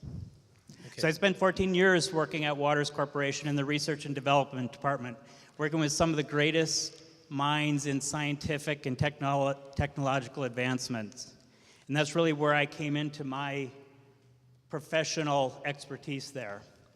And 4 years ago, I decided to leave Waters Corporation to strike out on my own to address this new industry and the void that there was in the analytical testing of cannabis. If you look what happens in cannabis in other states, there's huge problems with contaminants, pesticides, heavy metals. These are found frequently. With the expertise that I had gained at Waters Corporation, I realized that I was very well suited to provide that niche for the state of Massachusetts. So when I left Waters, I chose to establish my business here in Milford. I live in Milford. I want to work in Milford. It's where I'm comfortable.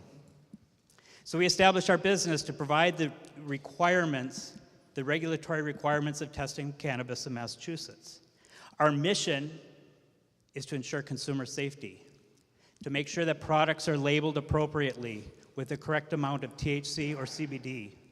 Even more importantly, to make sure that there's no contaminants, no pesticides, no heavy metals, no microbiological contaminants. Under the state regulations, we're governed by the DPH currently, and under those regulations, we are prohibited as a testing laboratory from cultivation, production, manufacturing, or distribution of cannabis or cannabis-based products. We are strictly confined to analytical testing. With my background at Waters, we started applying some of the most cutting-edge technology to cannabis testing. And through that, we got worldwide recognition for some of the expertise. I present at conferences all over the world talking about testing cannabis and how important it is. And so when the ballot came down, it caught us very much off guard. Here I am speaking on the worldwide stage about the importance of safety and testing, and then I struggle in my own town of Milford. We've been located on Fortune Boulevard, 420 Fortune Boulevard. We've been there for almost 4 years. Many Milford residents drive by there every day and don't even know we exist. We're a nondescript building. But we are growing. We expect that with the introduction of recreational marijuana, there will be significant growth in the industry. We employ candidates from different levels of educational background, professional people with bachelor's degree in chemistry. We have chemical engineers. We have PhD chemists.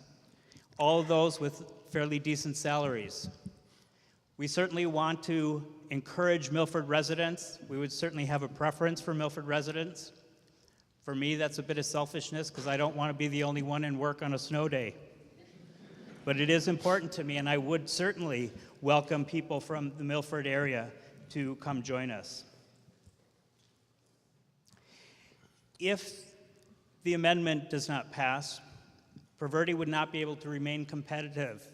There's additional laboratories that are coming into our state, And as the recreational market continues to grow, if we were not able to access those client base, we would not be able to be competitive with the other labs, and we would be forced to relocate.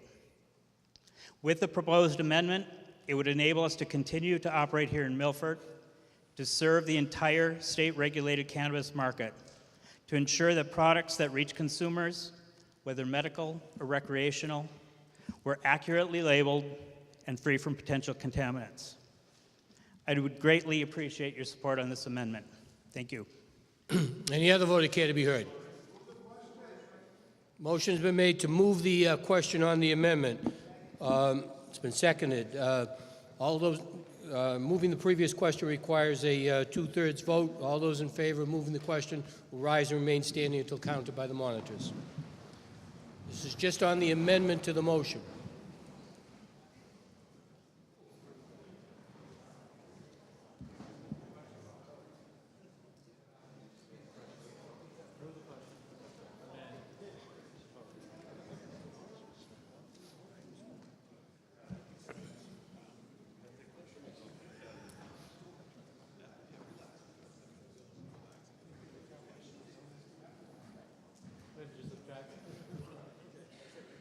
All those opposed to moving the previous question rise and remain standing until counted by the monitors.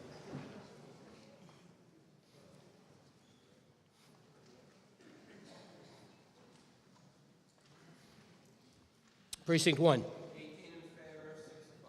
18 in favor, 6 opposed. Precinct 2.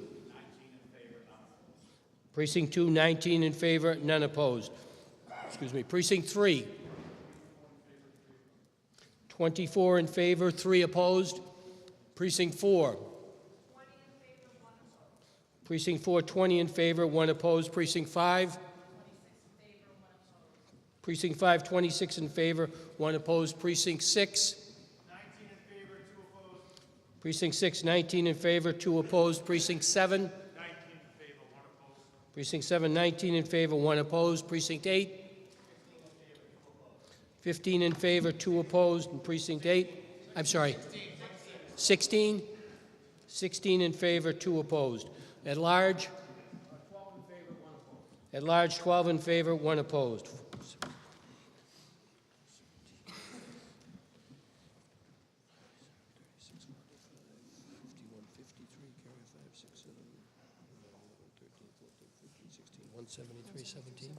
Yep. 173 having voted in the affirmative, 17 in the negative. The motion to move the previous question has been carried. The question now comes on the amendment to the motion. Not the motion as presented, but just the amendment to the motion. All those in favor of the amendment to the motion manifest by saying aye. Aye. Those opposed, no. No. The amendment to the motion is carried. Now we come to the motion as... Now, does any voter care to be heard on the motion as amended? Gentleman in the back there.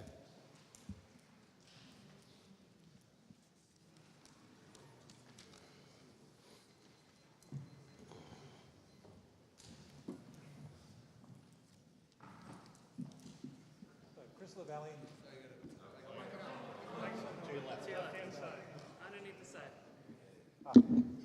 Chris LaValle, Precinct 4.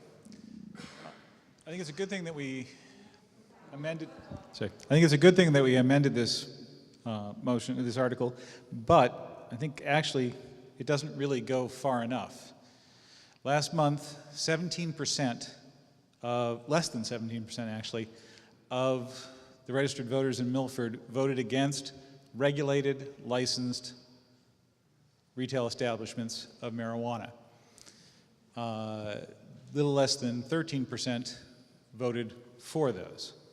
Now, the fact of the matter is we have a large number of retail marijuana establishments throughout Milford, and we aren't going to see a change in that.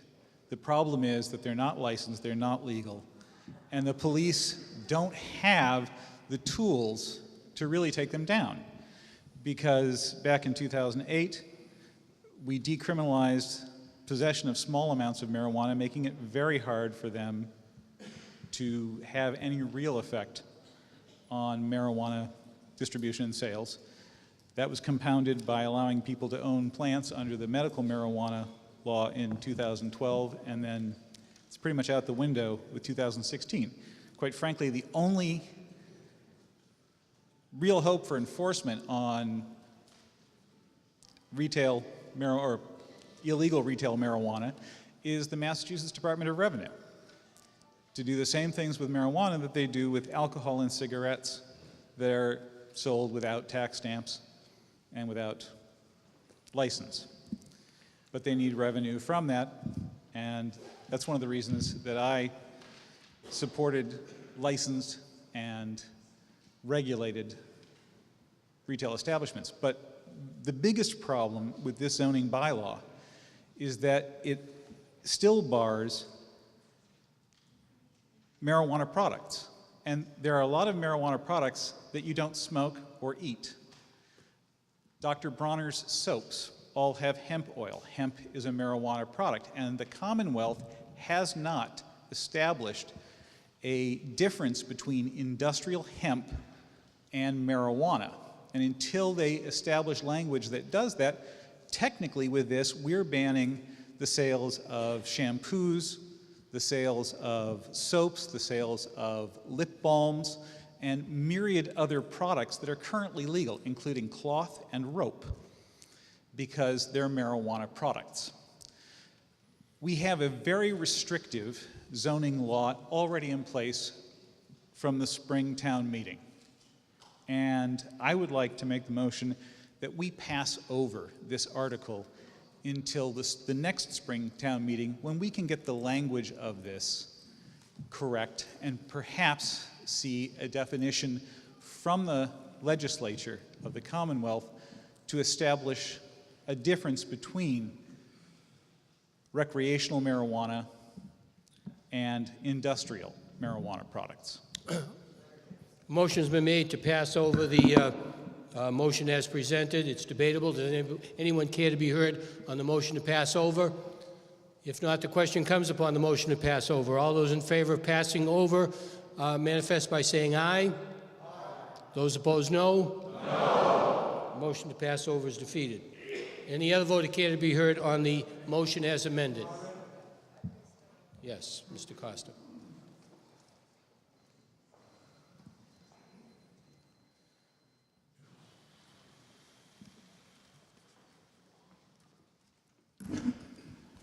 Thank you, Mr. Moderator, town meeting members, residents of Milford. I, too, along with Don Anero, is a member of Milford Cares. Jose, you got to identify yourself. Sorry, that would help, huh?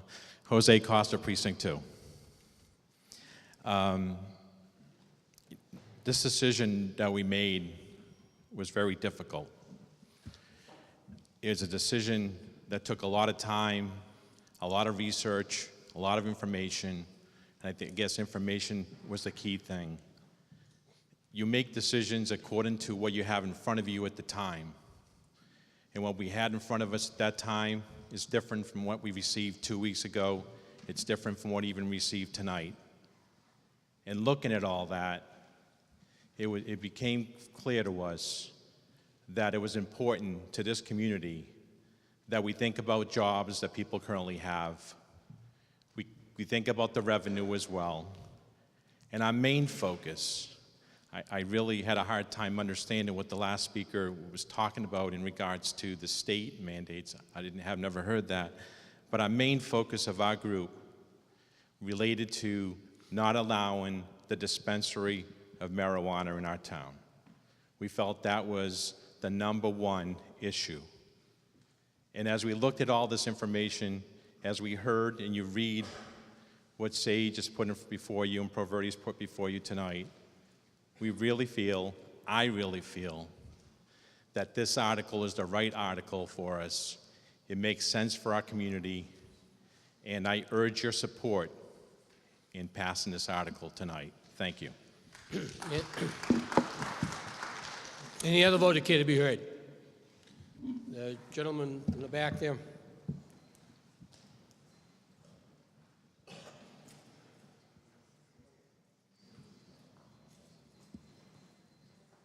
Just identify yourself and your residence, okay? My name is Micah Von Ruden. I'm a registered voter at 50 West Street. Last name? V-O-N.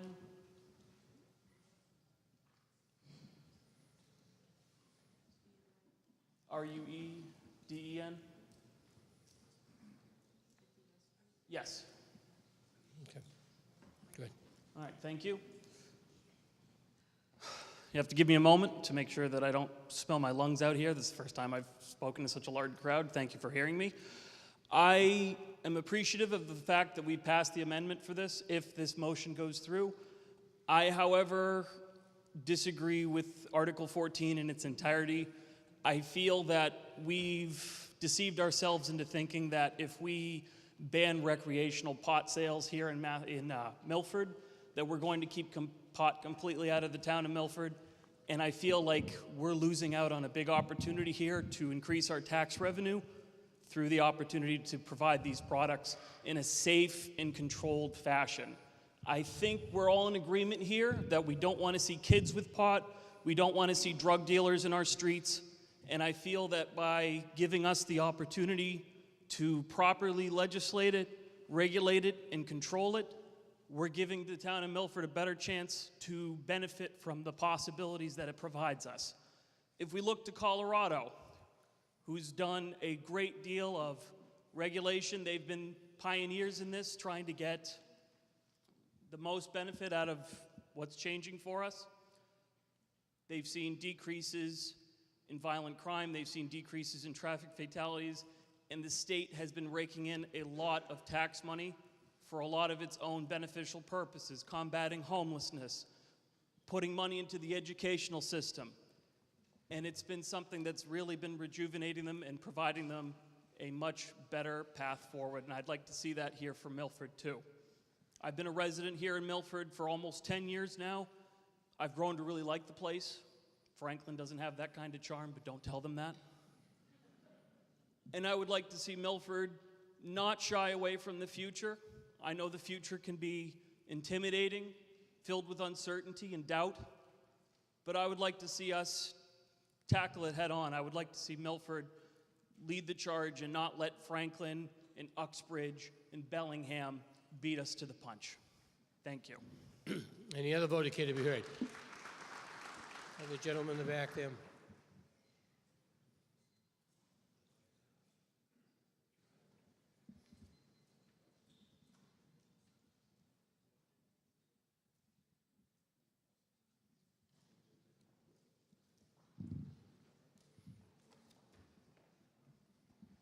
My name is Paul DeBeasy, 18 Road, DeBeasy, D-E-B-E-A-S-I. And I wanted to speak in favor of this amendment as a dad. When I was growing up, my brother and I would go to the corner store to get candy, and all my mother had to worry about were the cavities I get when I go to the dentist. When my wife and I moved here 32 years ago to raise our 3 sons, I never imagined that there would be retail pot shops that would sell candy with pot in them. After listening to all the discussion back and forth and listening to the amendment, the bottom line of this amendment, in my mind, is that it blocks retail pot shops in Milford, and I urge everyone to vote in favor of this amendment. Thank you. Any other voter care to be heard? Mr. Helen, Dr. Helen.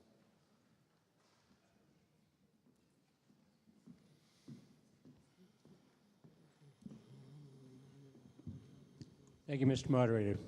Dr. Richard Heller, Precinct 1. I'm glad that we voted for the amendment. The thing is, as you all know, this is a zoning article, so it requires 2/3 vote.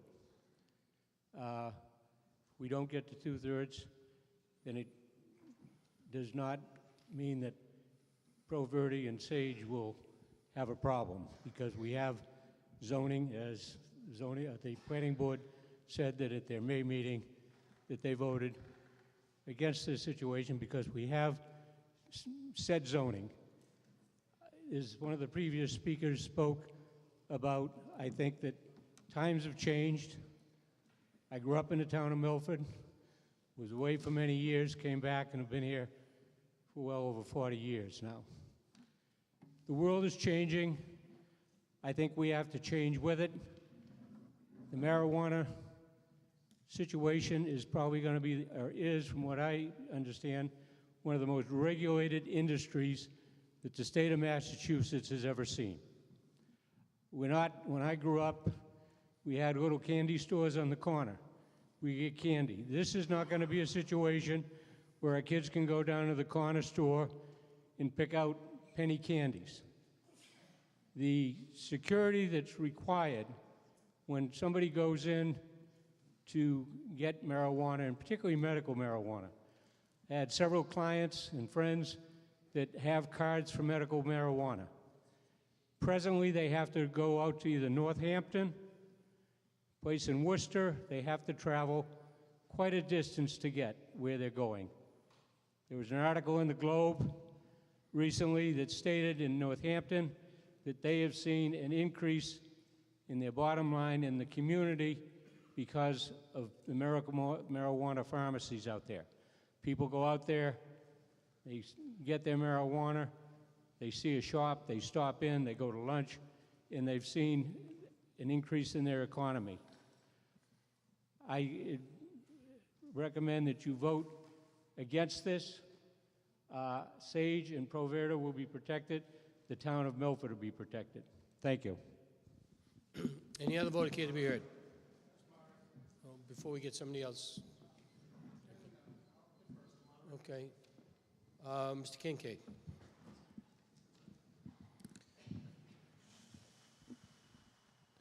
Ladies and gentlemen, town meeting members, I think it's more of a simple approach, but I'm very happy that it was amended. I think that, again, it was proof that town meeting is the purest form of government and is usually right. So thank you for that. But even amended, I think that this article now, as amended, still reflects how the voters voted. Whether you support it or not, we had a referendum, and a majority voted to prohibit retail shops in Milford. So I do hope that we get the 2/3, and I do hope that we should respect the voters as they voted when they showed up. I know it was 17%, but compared to a lot of other elections, it's a great turnout. So I think we need to be respectful of that, and I hope that we get the 2/3. Thank you. Any other vote care to be heard? Yes, Mr. Johnson.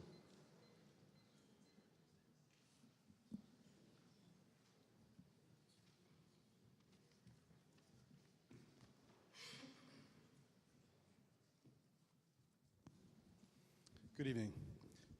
Greg Johnson, Precinct 3. That's what you guys have heard from me for over 12 years now. I'm one of the people, if you remember the survey we took a couple years ago with this body.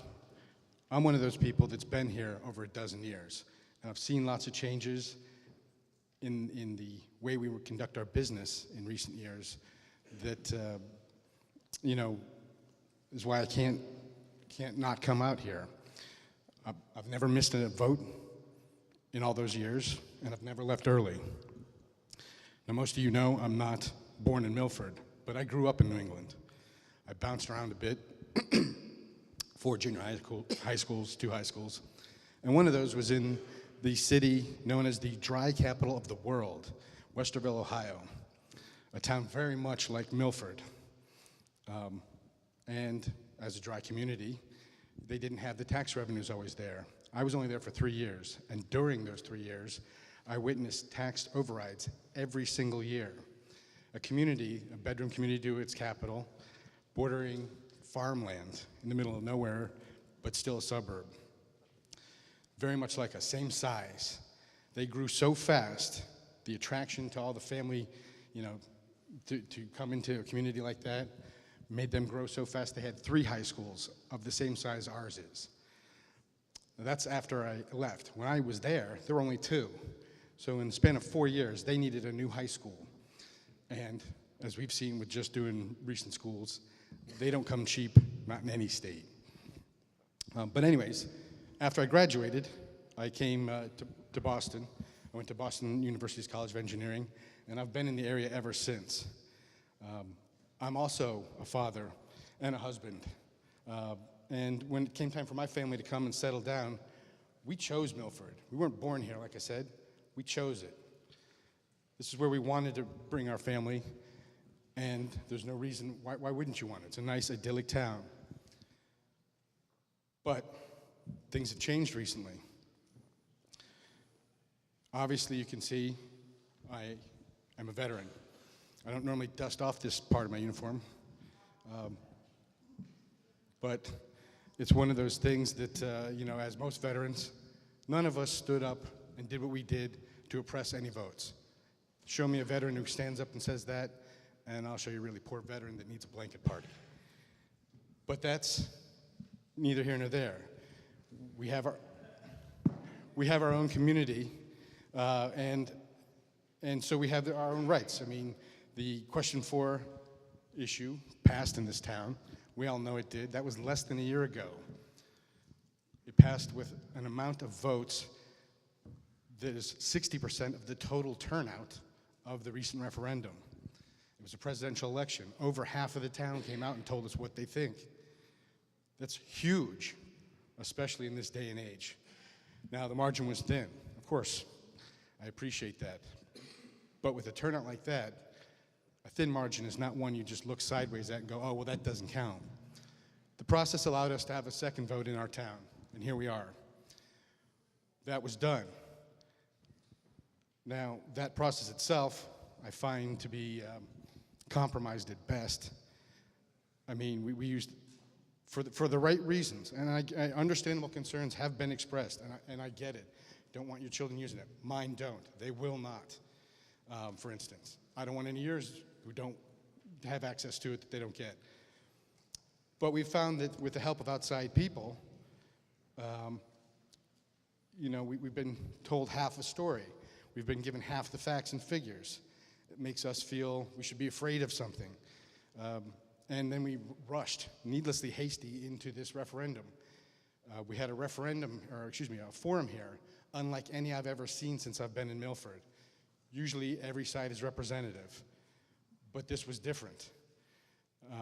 This was the biggest display of confirmation bias I've ever seen, and all kinds of half-truths or inaccuracies were propagated. For instance, some of you might be worried about this green crack epidemic. It was the flower of the day on the 10th of this month. It's just the name of a strain. It's not some crazy movement coming towards you. And in fact, that's not even its proper name. So they extracted out of it the scariest thing they could to make it seem like, oh, we got to watch out for this. Now, as I also mentioned at the annual town meeting, I am also a patient. So I speak from experience. I mean, you can't tell me that the sky's turning green without a tornado and expect me to believe it. In the same way, if you tell me all these things about marijuana that aren't true, I'm just going to know, and so does everybody else who's experienced know. One of the things I did learn at the forum that was very useful, though, is that we found that 1/3 of our children, from the surveys we conducted in our schools, have already tried marijuana. Already. There's no pot shops in town. So we're fixing a problem that we have. By the way, that same study said 40% of us, our children, have already tried alcohol, which goes to the gateway drug issue I pointed out last year as well. So all this leads me to a crisis of faith, and where are we going? Like I said, we had understandable concerns that have been twisted with the help of some outside towners, to create fear and needlessly push this along. We had a forum before the CCC had even met to tell us what they're thinking of how to do this. And by the way, the CCC, but the Cannabis Control Commission, is receiving public feedback. You can still give it, through writing now. So you can tell them anything you want about the state of marijuana in this state. Anything, pro, con, that you're indifferent. That's what they're collecting input. Anyways, the point of this is that this process led us here, and at extra expense too, by the way. Instead of holding on an election day, instead of doing this when, all of our students were not right off to school or basic training. I mean, there's 1,000 votes right there, and I'm being conservative. By the way, I'm heard that some of our town meeting members were put on the inactive voter rolls, like some of our other town residents. Well, I understand the point of cleaning up your rosters all the time. That's important for a democracy. But when you do it to a town meeting member, I mean, we can't be here unless we're registered voters and active. That's a curious little thing that just happened. I don't know if it was an attempt to invalidate her vote here in this body and anybody else who might have had a similar circumstance, or whether it was just a matter of trying to clean up the roster and not account the vote in the first place. Anyways. You've got 2 minutes left, Mr. Johnson. Thank you. Try to address whether you're in favor or against the motion. And so here we go to that point. You've had your history. All right, so I cannot support this article, this legislation, as is pretty clear at this point. I was going to argue nullification here, but it occurred to me everybody's arguing nullification here. You're either for this article and therefore deciding to nullify over 53% of the town's voters who told you what they wanted, or you're against this article and you're going to nullify the recent referendum. That's a real conundrum. It really is. Now, beyond that, the process said, all right, best 2 out of 3, this being the third bite at the apple. This is it. This is where we make it happen or not. And the problem here is that, we've gotten so many people have told us what they wanted, and through a questionable process, a smaller amount of people, a more vocal minority, well-intended or not, have told us they want to unring that bell. There's 6,930 people who want you to vote no today. Those people weren't NIMBY people. Now, we've taken care of our businesses, and thank God, because that's at least kind of what the people of Milford thought they were voting on in this referendum, just pot shops. We squared that away. They're safe either way now, and that's good. But the rest of us, I mean, for instance, people say, well, it doesn't affect medical patients. All right, well, tonight, for instance, if I seem a little jumpy and jittery, I'm out of some of my anti-anxiety meds right now, let's put it that way. I can't go and get it real quick before this meeting. So it'd be nice if there was a place. I mean, sure, it's not, if doctor says you go to CVS, but I can get aspirin tabs at Target. Same logic applies here. I mean, if we had businesses closer, that would be really nice. Anyways, the point is that we have to pass this. The process says this is we're voting on an amendment, a zoning amendment. That's a supermajority, as we all know. But You have 30 seconds left, Mr. Johnson. Please wrap it up, please. But the turnout of the recent referendum, actually, even if we voted, as we've been urged by some of our letters here, to vote as the town did recently in a referendum, if you really do that, we will pass tonight with 53.6%, which is not a supermajority, and this will go down. If you say, oh, well, it's all winner takes all in your precincts, my precinct voted for this, so I've got to vote for this. Remember, precincts 1 and 4 did not. And unless you're suggesting those two precincts can't vote yes, I'm going to have to invoke then our... everybody has to vote Mr. Johnson, now.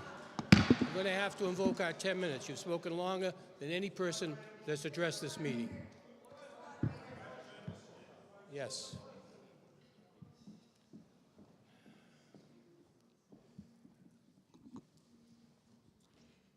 Thank you. My name is Jerry Eddins. I live on Tina Road in Precinct 7.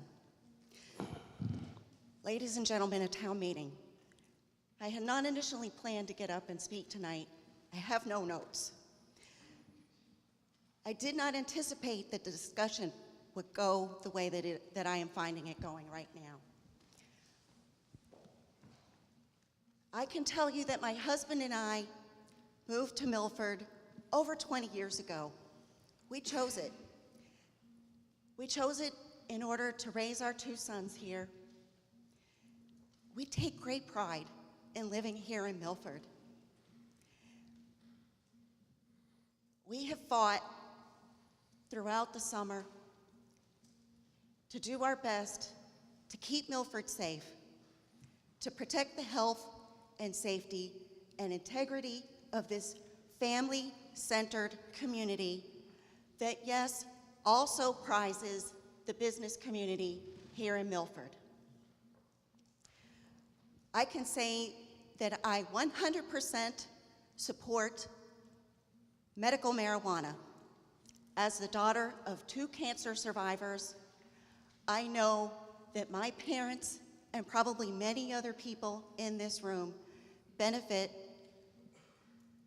from the use of medical marijuana, and as I understand it, Milford will be getting its own medical marijuana dispensary sometime in the near future.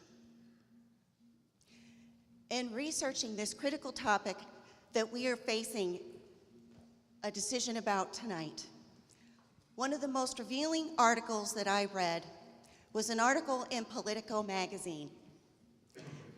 This article talked about one of the unfulfilled promises of the legalization of marijuana, and that is the continued and extensive growth of the black market. Even in the aftermath of legalization of recreational marijuana in Colorado, the black market continues to thrive. We can be sure that that will happen here in Milford.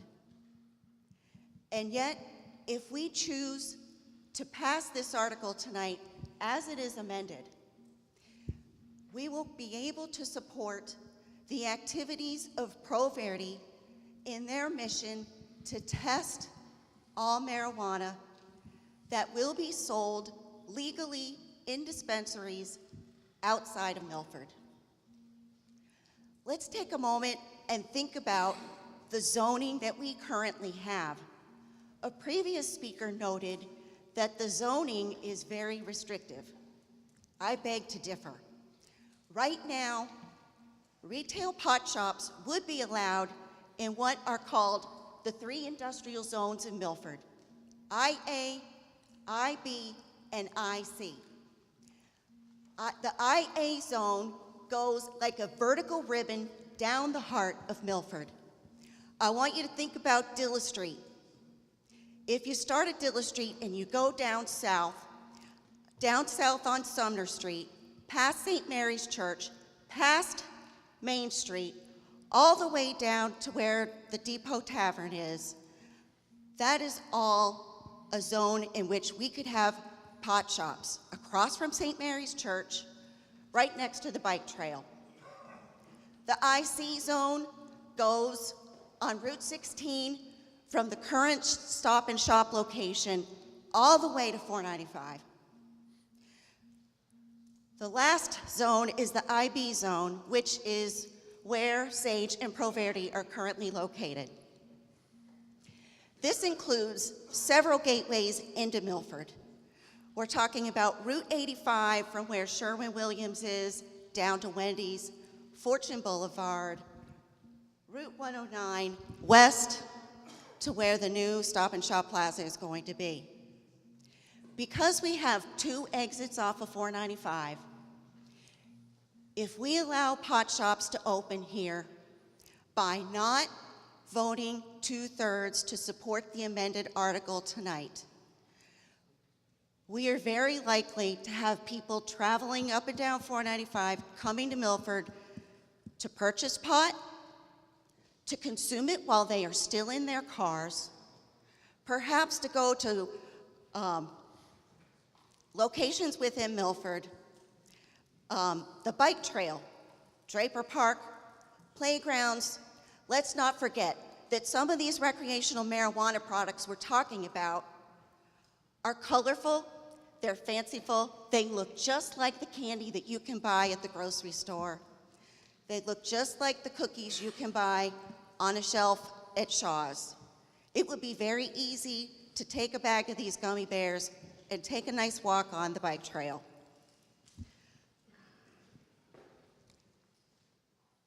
This journey has been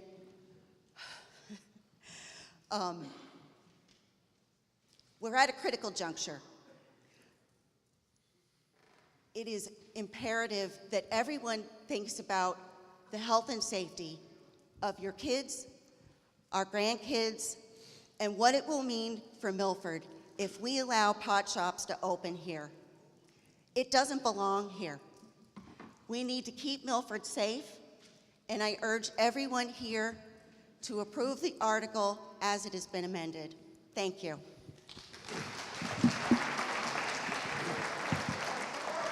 Any other vote that care to be heard? Yes. Is that Kate?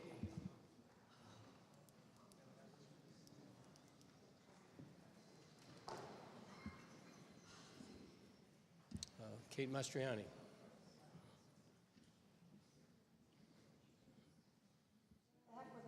My name is Kate Mastriani. I'm in Precinct 3, and this is going to be... Hello? Okay, my name is Kate Mastriani. I am in Precinct 3.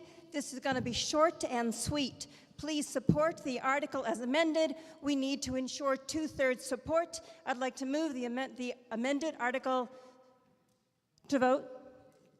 What's the wording? Want to move the previous question. I think That's your it. motion is to move the previous question, which is an attempt.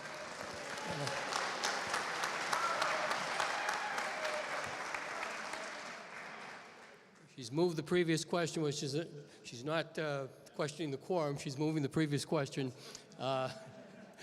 which is not debatable, requires a 2/3 vote. All those in favor of moving the previous question, please stand and remain standing until counted by the monitors.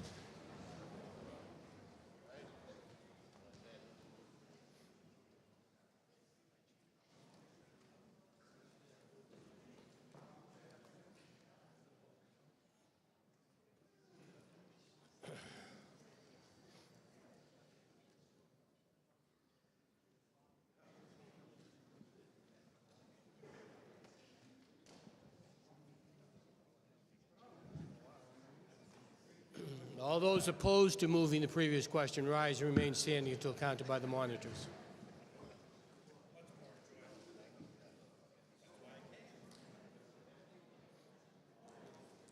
Precinct 1. Precinct 1, 19 in favor, 4 opposed. Precinct 2. Precinct 2, 19 in favor, none opposed. Precinct 3. 24 in favor, 3 opposed. Precinct 4. Precinct 4, 17 in favor, 3 opposed. Precinct 5. Go ahead. What's again? 27 in favor, none opposed. Precinct 6. Precinct 6, 21 in favor, 0 opposed. Precinct 7. 22 in favor, none opposed. Precinct 7, 22 in favor, none opposed. Precinct 8. Precinct 8, 17 in favor, 1 opposed. At large. At large, 13 in favor, none opposed.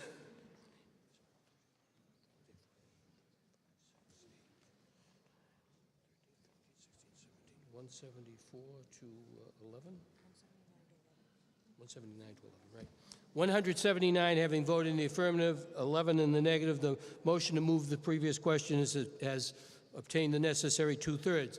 The question now comes upon the motion as amended, which is that the town vote to amend the zoning bylaw by amending section 2.3 of the use regulation schedule thereof to provide in relation to marijuana establishments as follows. Section 2.3, the use regulation schedule, other principal uses, marijuana establishment, prohibited in all zones with a footnote 29, a new footnote 29 added to the IB district, which new footnote would read, provided, however, that a marijuana establishment cultivating non-medical marijuana, manufacturing and or producing non-medical marijuana related products, testing non-medical marijuana and the products derived therefrom, engaging in the wholesale distribution of non-medical marijuana and non-medical marijuana products, but not to include retail sales thereof in the town of Milford shall be permitted in this zone subject to site plan set forth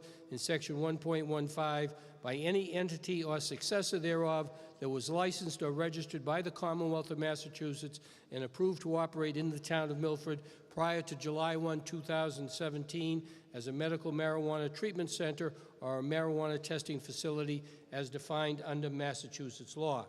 Since this is an amendment to the zoning bylaw, it requires a 2/3 vote. I'll ask all those in favor to stand and remain standing until counted by the monitors.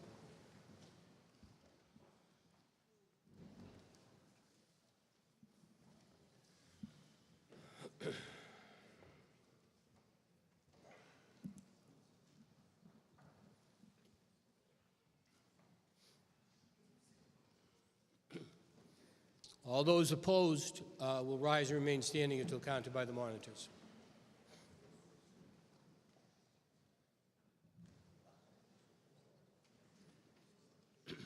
Precinct 1. Precinct 1, 18 in favor, 5 opposed. Precinct 2. 17 in favor, 2 abstentions. No, there's no abstentions. 17 in favor, none opposed. Precinct 3. Precinct 3, 22 in favor, 4 opposed. Precinct 4. I'm sorry, how many in favor? 15 in favor, 4 opposed. Precinct 5. Precinct 5, 25 in favor, 2 opposed. Precinct 6. Precinct 6, 20 in favor, 1 opposed. Precinct 7. Precinct 7, 22 in favor, none opposed. Precinct 8. Precinct 8, 19 in favor, 1 opposed. At large. At large, 13 in favor, none opposed. 26, 33, 41, 42, 5, 6, 8, 9, 11, 13, 15, 16, 17, 2, 4, 8, 12, 17, 170, 117? All right. 171 having voted in the affirmative, 17 in the negative. The necessary 2/3 has been acquired and the motion is passed.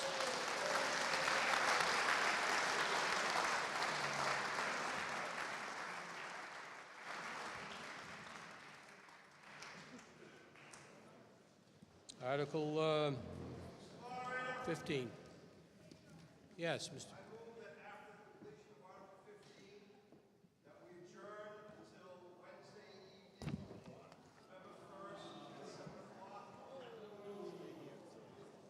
Well, you're moving for an adjournment until Wednesday at 7 o'clock.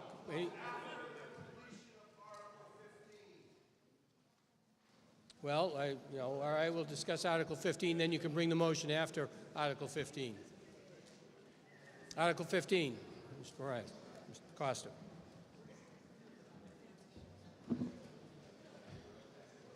Thank you, Mr. Moderator. Town meeting members, residents of Milford, I move that the town vote to amend the standing votes of the town meeting by inserting the following vote entitled Town Meeting Study and Improvement Committee.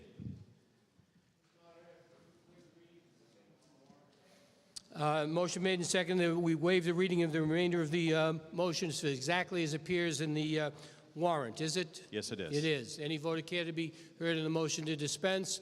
If not, the question comes on the motion to dispense. All those in favor manifest by saying aye. Aye.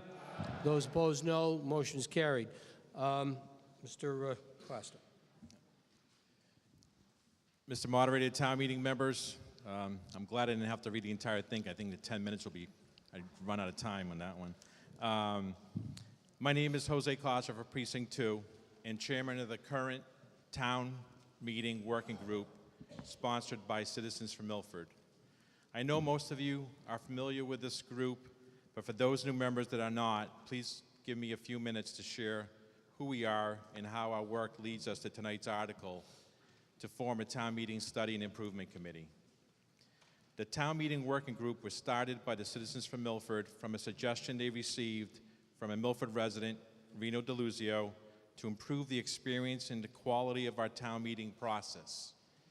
The working group was formed and consists of the following members: Selectman Representative Bill Buckley, at-large Mike Nofree, Town Moderator, Precinct 1, Dr. Richard Heller, Precinct 2, Jose Costa, Precinct 3, Tom Harmon, Precinct 4, Mike Bontempo, Precinct 5, George Marino, Precinct 6, Paul Malnati, Precinct 7, Reno DeLuzio, Precinct 8, Mike Visconti, Citizens for Milford Representatives, Steve Treadle, and Kim Smith.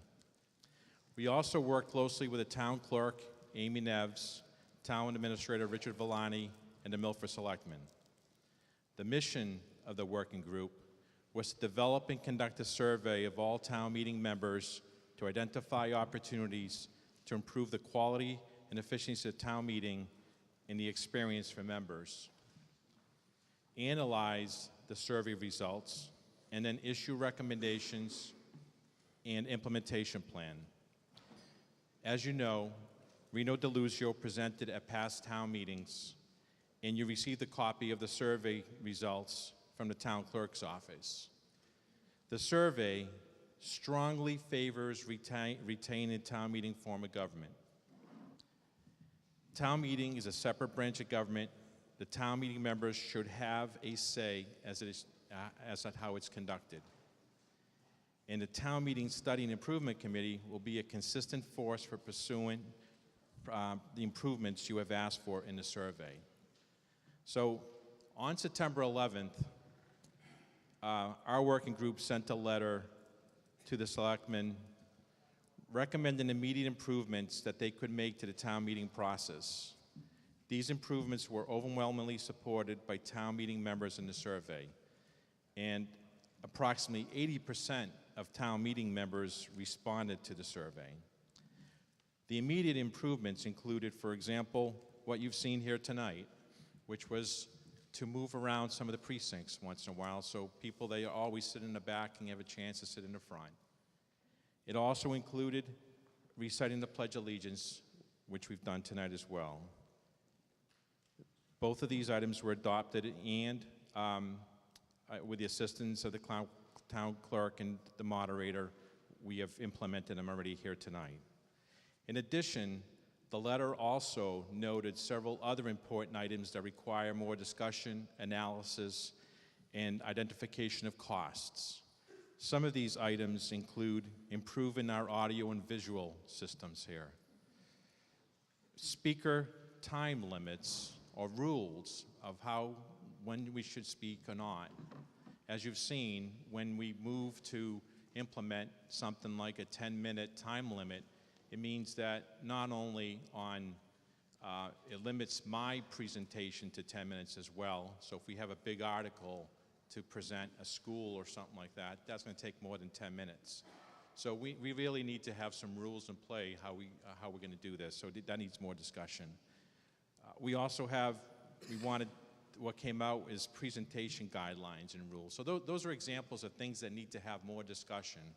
And because of that, the current working group strongly believe that the work needed to be done to continue to improve the town meeting process must be done under the direction of this town meeting through a town meeting standing committee. So all town meeting members here tonight and those that are not here will have an opportunity to apply for a seat on this new committee. If we approve this standing committee tonight, all town meeting members will receive an application and instructions on how to join from the town clerk's office. I urge you to apply, volunteer, and help improve our experience at town meeting. Once again, I ask that you support this article. We should always strive to improve our town meeting process. This standing committee will be continuously looking for ways to improve town meeting. Town meeting is a fluid process that should be looked at regularly, not once every 20 or 30 years. Mr. Moderator, at this time, I hope you would recognize town meeting member Reno DeLuzio that will share his thoughts on the importance of town meeting members' participation in the town meeting study and improvement committee. Thank you for listening, and please support this article. Any other vote care to be heard? Mr. DeLuzio.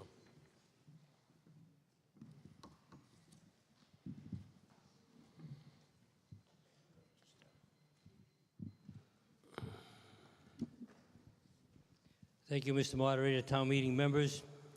I won't be redundant with what Jose presented. He gave you a good overview of where we are today, but it is worth re-emphasizing that the town meeting is a duly elected legislative body of town government, directly accountable to the electorate, and as such, its members should have a say in the manner in which its meeting is conducted. Establishment of the Town Meeting Study and Improvement Committee, consisting of 9 elected town meeting members to be appointed by the moderator, will for the very first time provide an official mechanism to study and pursue the improvements recommended in the survey. Although the purpose, structure, and duties of the committee are clearly defined in the motion, success is by no means guaranteed. Its success will primarily depend on the extent to which we are willing to participate in the Town Meeting Study and Improvement Committee initiative.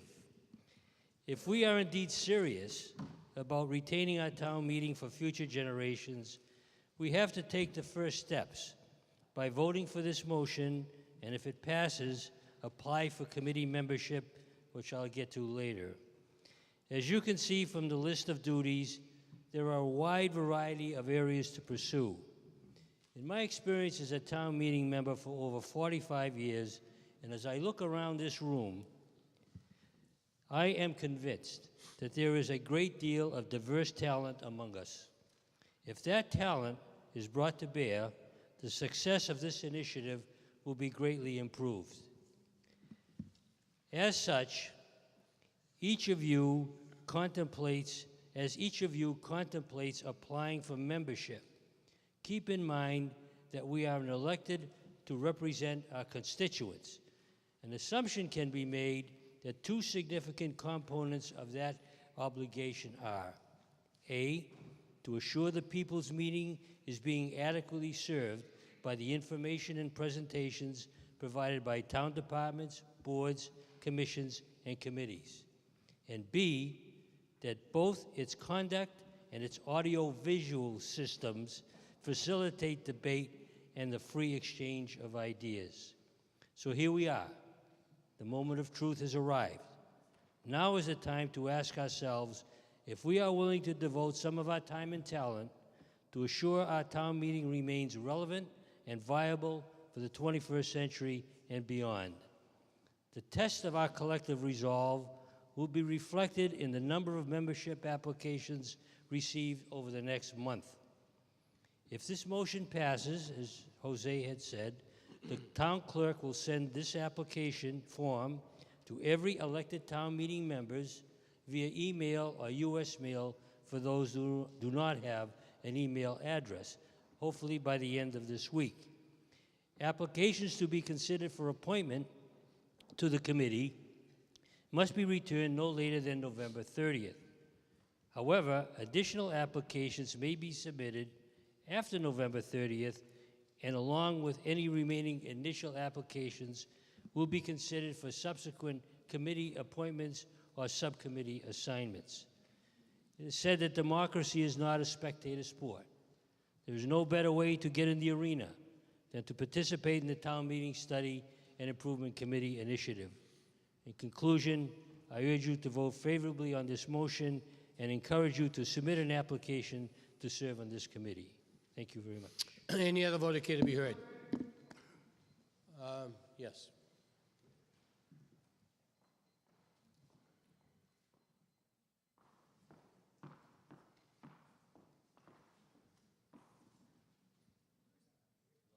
On the left-hand side. Mr. Coles, is it? Brian Cole, Precinct 8. It's short, I promise. Mr. Moderator, I'd like a motion to amend in Section B, committee vacancies, to swap the following two sentences. Reappoint a member who has been reelected and is still willing to serve, with from amongst those applicants who are on file with the town clerk and who are still willing to serve. So the first and second bullet points there. Do you have that in writing for me? Yeah, well, sort of.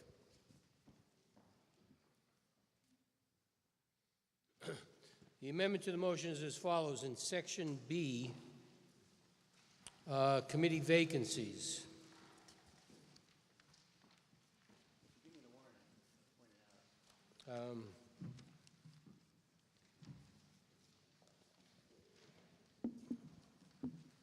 Section B, committee appointments, committee vacancies, yes. Swap the following two sentences. We want to reappoint a member who has been reelected and is still willing to serve, and from amongst those applicants who are on file with the town clerk and who are still willing to serve. I want to swap those two so that new appointees basically get first preference. Okay, so you want to the following two sentences under committee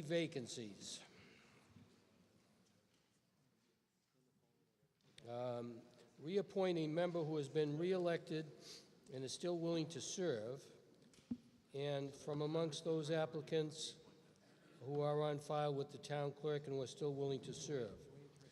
So, as I understand on the committee vacancies, it would read, when a position on the committee becomes vacant for any reason, the moderator shall appoint a new member in the following order until the requisite number of members is reached. From amongst those applicants who are on file with the town clerk and who are still willing to serve, and reappoint a member who has been reelected and is still willing to serve? That's correct. If, as the previous speaker just said, All right, well, that's the amendment to the motion. All right, Okay. go ahead. Can I speak to it? Now we'll speak on the amendment to the motion, yes. Okay. If, as the previous speaker said, democracy is a spectator sport, we should try to get more people off the bench. If the purpose of this committee is to improve and continuously seek out new ideas, then what better way to do that than to seek out new voices? That's all I had. Okay, any other Thank voter you. care to be heard on the amendment to the motion dealing with the committee vacancies? If not, the question comes upon the amendment to the motion to swap that, those two sentences. All those in favor of the amendment manifest by saying aye. Aye. Those opposed, no. All those in favor of the amendment rise and remain standing until counted by the monitors.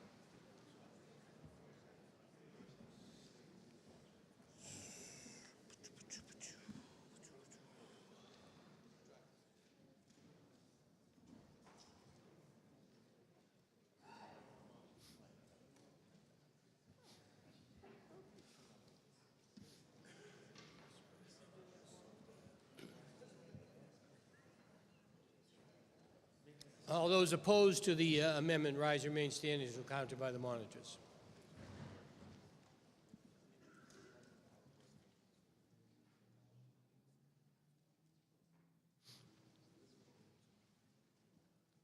Precinct 1. 17 in favor, 5 opposed. Precinct 2.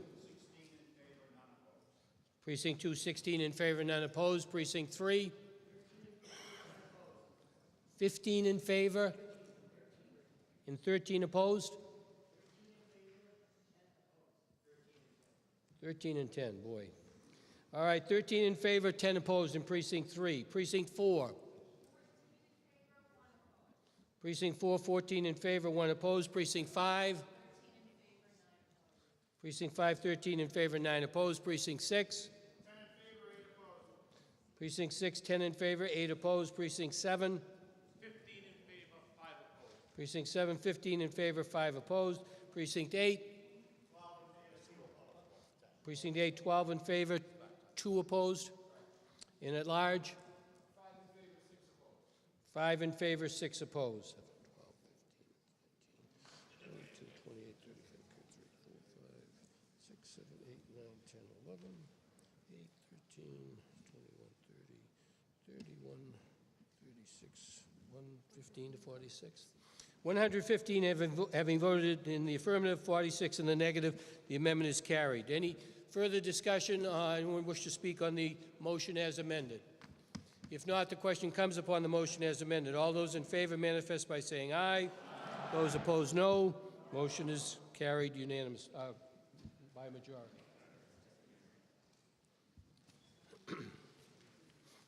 Next article, which is 16.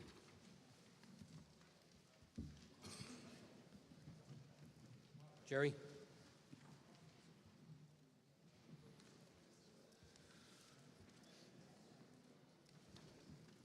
Mr. Moderator, town meeting members, I move that the town vote to accept the provisions of Section 19K of Chapter 41 of the General Laws, by which acceptance the town will be authorized to pay to the town clerk, if certified by the Massachusetts Town Clerks Association as a certified Massachusetts municipal clerk, the additional sum of 10% of regular compensation, but not more than $1,000 per year. Motion made and seconded that the town vote to accept the provisions of Section 19K of Chapter 41 of the General Laws, by which acceptance the town will be authorized to pay to the town clerk, if certified by the Massachusetts Town Clerks Association as a certified Massachusetts municipal clerk, the additional sum of 10% of regular annual compensation, but not more than $1,000 per year. Does the Finance Committee have a recommendation? Favorable.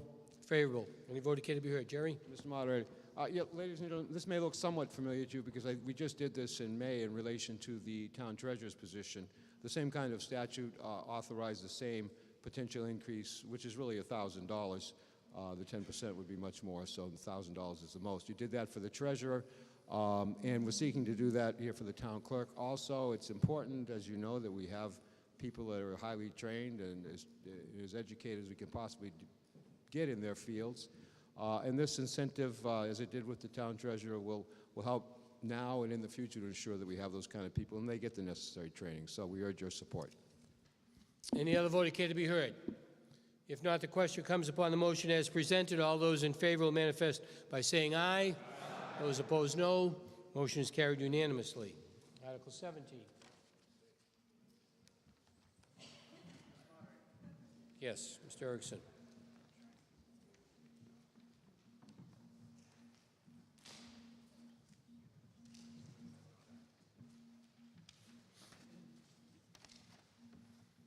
Mr. Erickson.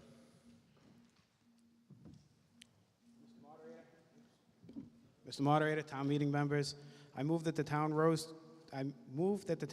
vote to raise and appropriate a sum of money in the amount of $60,000 to be spent under the jurisdiction of the Milford School Committee for the purpose of building a new playground at the Memorial Elementary School. Motion made and second. The town vote to raise and appropriate a sum of money in the amount of $60,000 to be spent under the jurisdiction of the Milford School Committee for the purpose of building a new playground at the Memorial Elementary School. Finance Committee recommendation is favorable. Favorable. Mr. Erickson.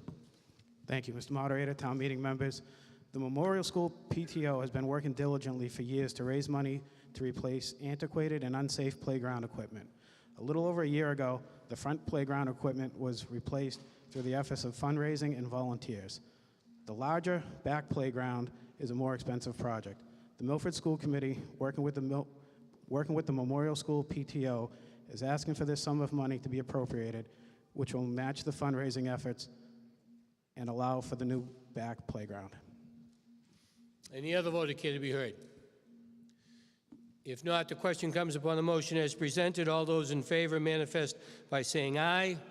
Opposed, no. Article 17 is passed unanimously. Article 18. Mr. Erickson.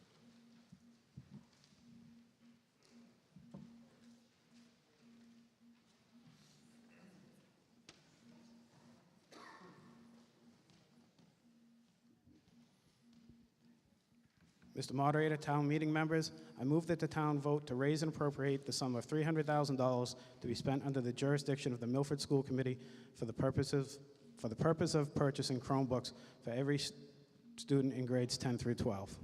Motion made and seconded. The town vote to raise and appropriate the sum of $300,000 to be spent under the jurisdiction of the Milford School Committee for the purpose of purchasing Chromebooks for every student in grades 10 through 12. Finance Committee recommends? Favorable. Favorable. Mr. Erickson.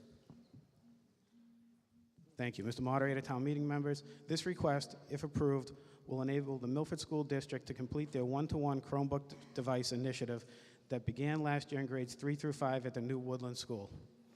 Earlier this year, at the annual town election, this body approved funding to expand the Chromebook initiative to grades 6 through 9.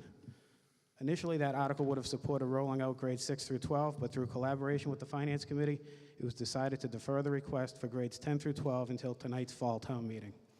Approval of this article will allow the district to accomplish the one-to-one device initiative for the 2018-2019 school year.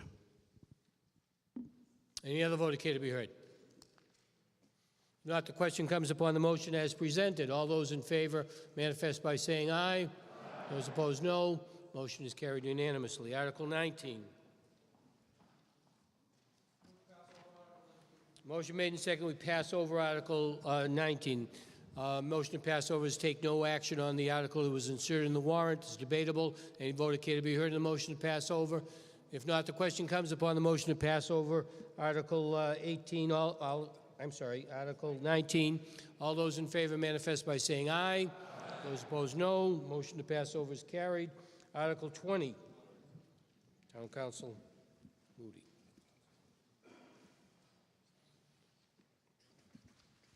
Mr. Moderator, town meeting members, I move that the town vote to raise and appropriate a sum of money in the amount of $10,000 to be used to supplement the budget for account 158-5310, tax title and foreclosure services, as voted under Article 4 at the May 22nd, 2017 annual town meeting. Motion made and seconded. The town vote to raise and appropriate a sum of money in the amount of $10,000 to be used to supplement the budget for account 158-5310, tax title and foreclosure services, as voted under Article 4 at the May 22, 2017 annual town meeting. Finance Committee recommendation? Favorable. Favorable. Council Moody? Yeah, ladies and gentlemen, very briefly, we need to supplement this account because we've had a lot of filings in land court this year in processing properties with unpaid taxes through that process. Land court filing fees have more than doubled in the last few years, but that account has remained stable as we've appropriated each year. So we need to supplement it with this amount, which should take care of us to be able to finish up these filings. And keep in mind that what we spend in the realm of tax title foreclosure, we always get that back and more through the process of tax title foreclosure. So it's not money that's really ever lost. It eventually gets returned through the collection process. Thank you. Any other vote care to be heard? If not, the question comes upon the motion as presented. All those in favor manifest by saying aye. Those opposed, no. Motion is carried unanimously. Article 21. Mr.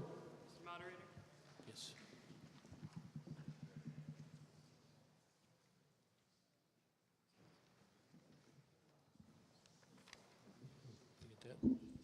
I move that the town vote to raise and appropriate the sum of money in the amount of $40,000 to be used for the purpose of repaving the upper and lower parking lots, as well as expanding the lower parking lot of the Milford Town Library.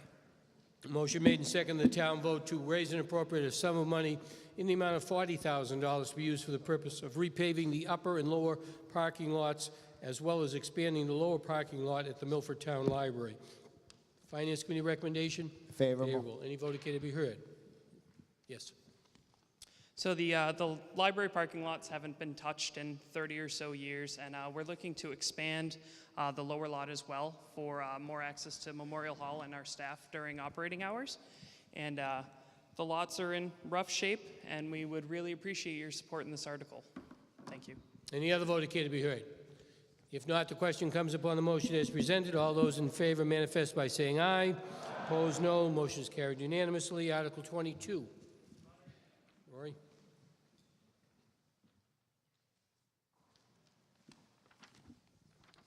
I move that the town vote to raise and appropriate a sum of money in the amount of $37,000 for the purpose of updating the Milford Town Library Johnson Control slash HVAC control system. Motion made and seconded. The town vote to raise and appropriate a sum of money in the amount of $37,000 for the purpose of updating the Milford Town Library Johnson Control slash HVAC control system. Finance Committee recommendation? Favorable. Favorable. Mr. D'Alessandro. All right, we also have a HVAC system that the control systems are becoming out of date, and it's been recommended that we replace and upgrade the system, and I'd appreciate your help on this article. Thank you. Any other vote care to be heard? If not, the question comes upon the motion as presented. All those in favor will manifest by saying aye. Those opposed, no. Motion is carried unanimously. Article 23. Chief McLaughlin.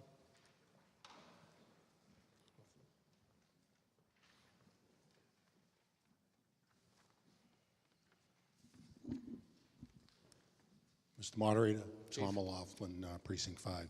Town meeting members, I move that the town vote to raise and appropriate a sum of money in the amount of $105,000 to be utilized to replace the HVAC chiller unit at the Milford Police Headquarters. Motion made and seconded. The town vote to raise and appropriate a sum of money in the amount of $105,000 to be utilized to replace the HVAC chiller unit at the Milford Police Headquarters. Finance Committee recommendation? Favorable. Favorable. Chief?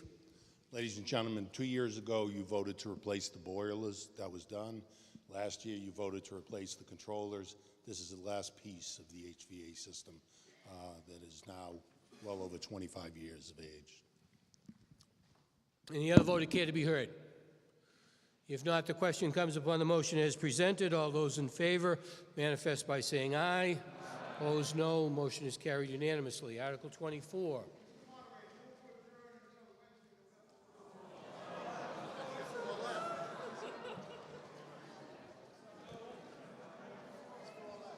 A motion has been made to adjourn. All those in favor manifest by saying aye. Those opposed, no.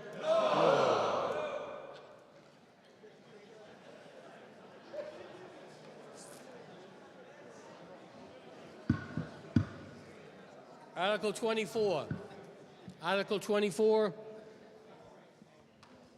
Town Council Moody.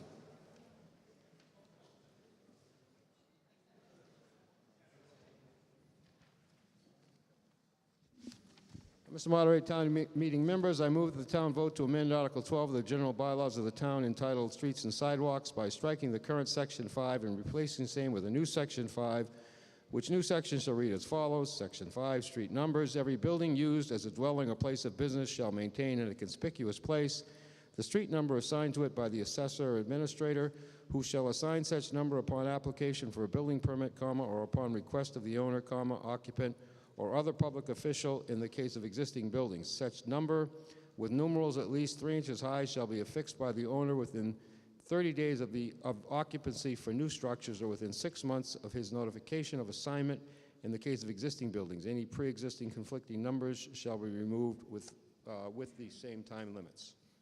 Does the Finance Committee have a recommendation? Refer to sponsor. Refer to sponsor. Any vote care to be heard? If not, the question comes upon the motion as presented. All those in favor manifest by saying aye. Aye. Those opposed, no. Motion is carried unanimously. Okay, Article 25. Don't even have to be here. Selectman Buckley. Thank you, Mr. Moderator. Mr. Moderator, town meeting members, I move that the town vote to accept provisions of Section 42A through 42F, Chapter 40 of the general laws by which acceptance unpaid water bills due to the Milford Water Department will become a lien upon the land and may be collected in accordance with the aforesaid statutes. Motion made and seconded. The town vote to accept the provisions of Section 42A through 42F of the Chapter 40 of the general laws by which acceptance unpaid water bills due to the Milford Water Department will become a lien upon the land and may be collected in accordance with the aforesaid statutes. Finance Committee recommendation? Favorable. Favorable. Selectman Buckley. Thank you, Mr. Moderator. This would mean that the water company would be able to collect bills, and this would mean that any that were unpaid for a long period of time would be able to, the town would be able to present liens against. Very consistent with Mass General Law and other departments, and because we don't have a municipal water department, we had to establish this bylaw. I'd hope that you'd support it. Thank you. Any other vote care to be heard? If not, the question comes upon the motion as presented. All those in favor will manifest by saying aye. Aye. Opposed, no. Motion is carried. Motion is carried. Article 26. Selectman Kincaid.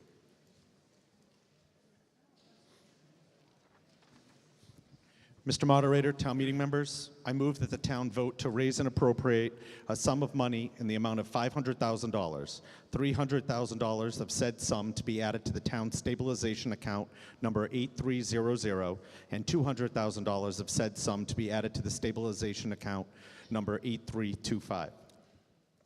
Motion made and seconded. The town vote to raise and appropriate a sum of money in the amount of $500,000, $300,000 of said money to be added to the town stabilization account number 8300, and $200,000 of said amount to be added to the stabilization account number 8325. Does the Finance Committee have a recommendation? Favorable. Favorable. Selectman Kincaid. Thank you, Mr. Moderator. This article accomplishes one of our financial objectives for the year. We are splitting the total of $500K between two stabilization accounts, $300 to our traditional stabilization fund and $200 to be added to our capital stabilization fund. These combined balances place the town in a great position for not only unplanned circumstances, it will also help offset future known projects at future town meetings. I ask for your support. Thank you. Is there any other vote care to be heard? If not, the question comes upon the motion. The motion requires a two-thirds vote when placing money in the stabilization account. Since no one has spoken in opposition, I'll take a voice vote. If that is not unanimous, the individual precincts will be polled. All those in favor of the motion manifest by saying aye. Aye. Opposed? Motion is carried unanimously. Article 27. Selectman Walsh.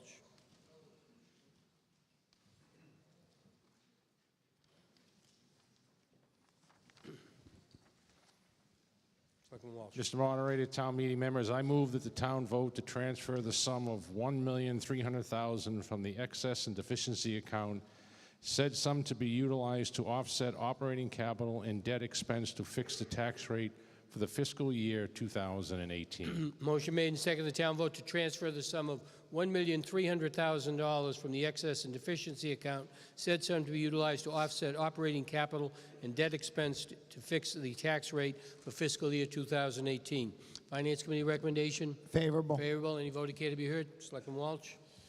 Ladies and gentlemen, this article seeks to appropriate the sum of $1.3 million from free cash to offset the tax rate. This continues Milford's long-standing commitment to offset the tax burden by applying free cash against the total amount to be raised through the levy. Our overall financial strategy for the year was to maintain an excess levy capacity figure of about $3.2 million. Applying $1.3 million to free cash will accomplish our desired outcome, fulfilling our overall financial plan for the year. I ask for your support in this article. Any other vote care to be heard? If not, the question comes upon the motion as presented. All those in favor will manifest by saying aye. Aye. Opposed, no. Motion is carried unanimously. Pleasure of the meeting. Motion to dissolve the warrant. All those in favor manifest by saying aye. Aye. Opposed, no.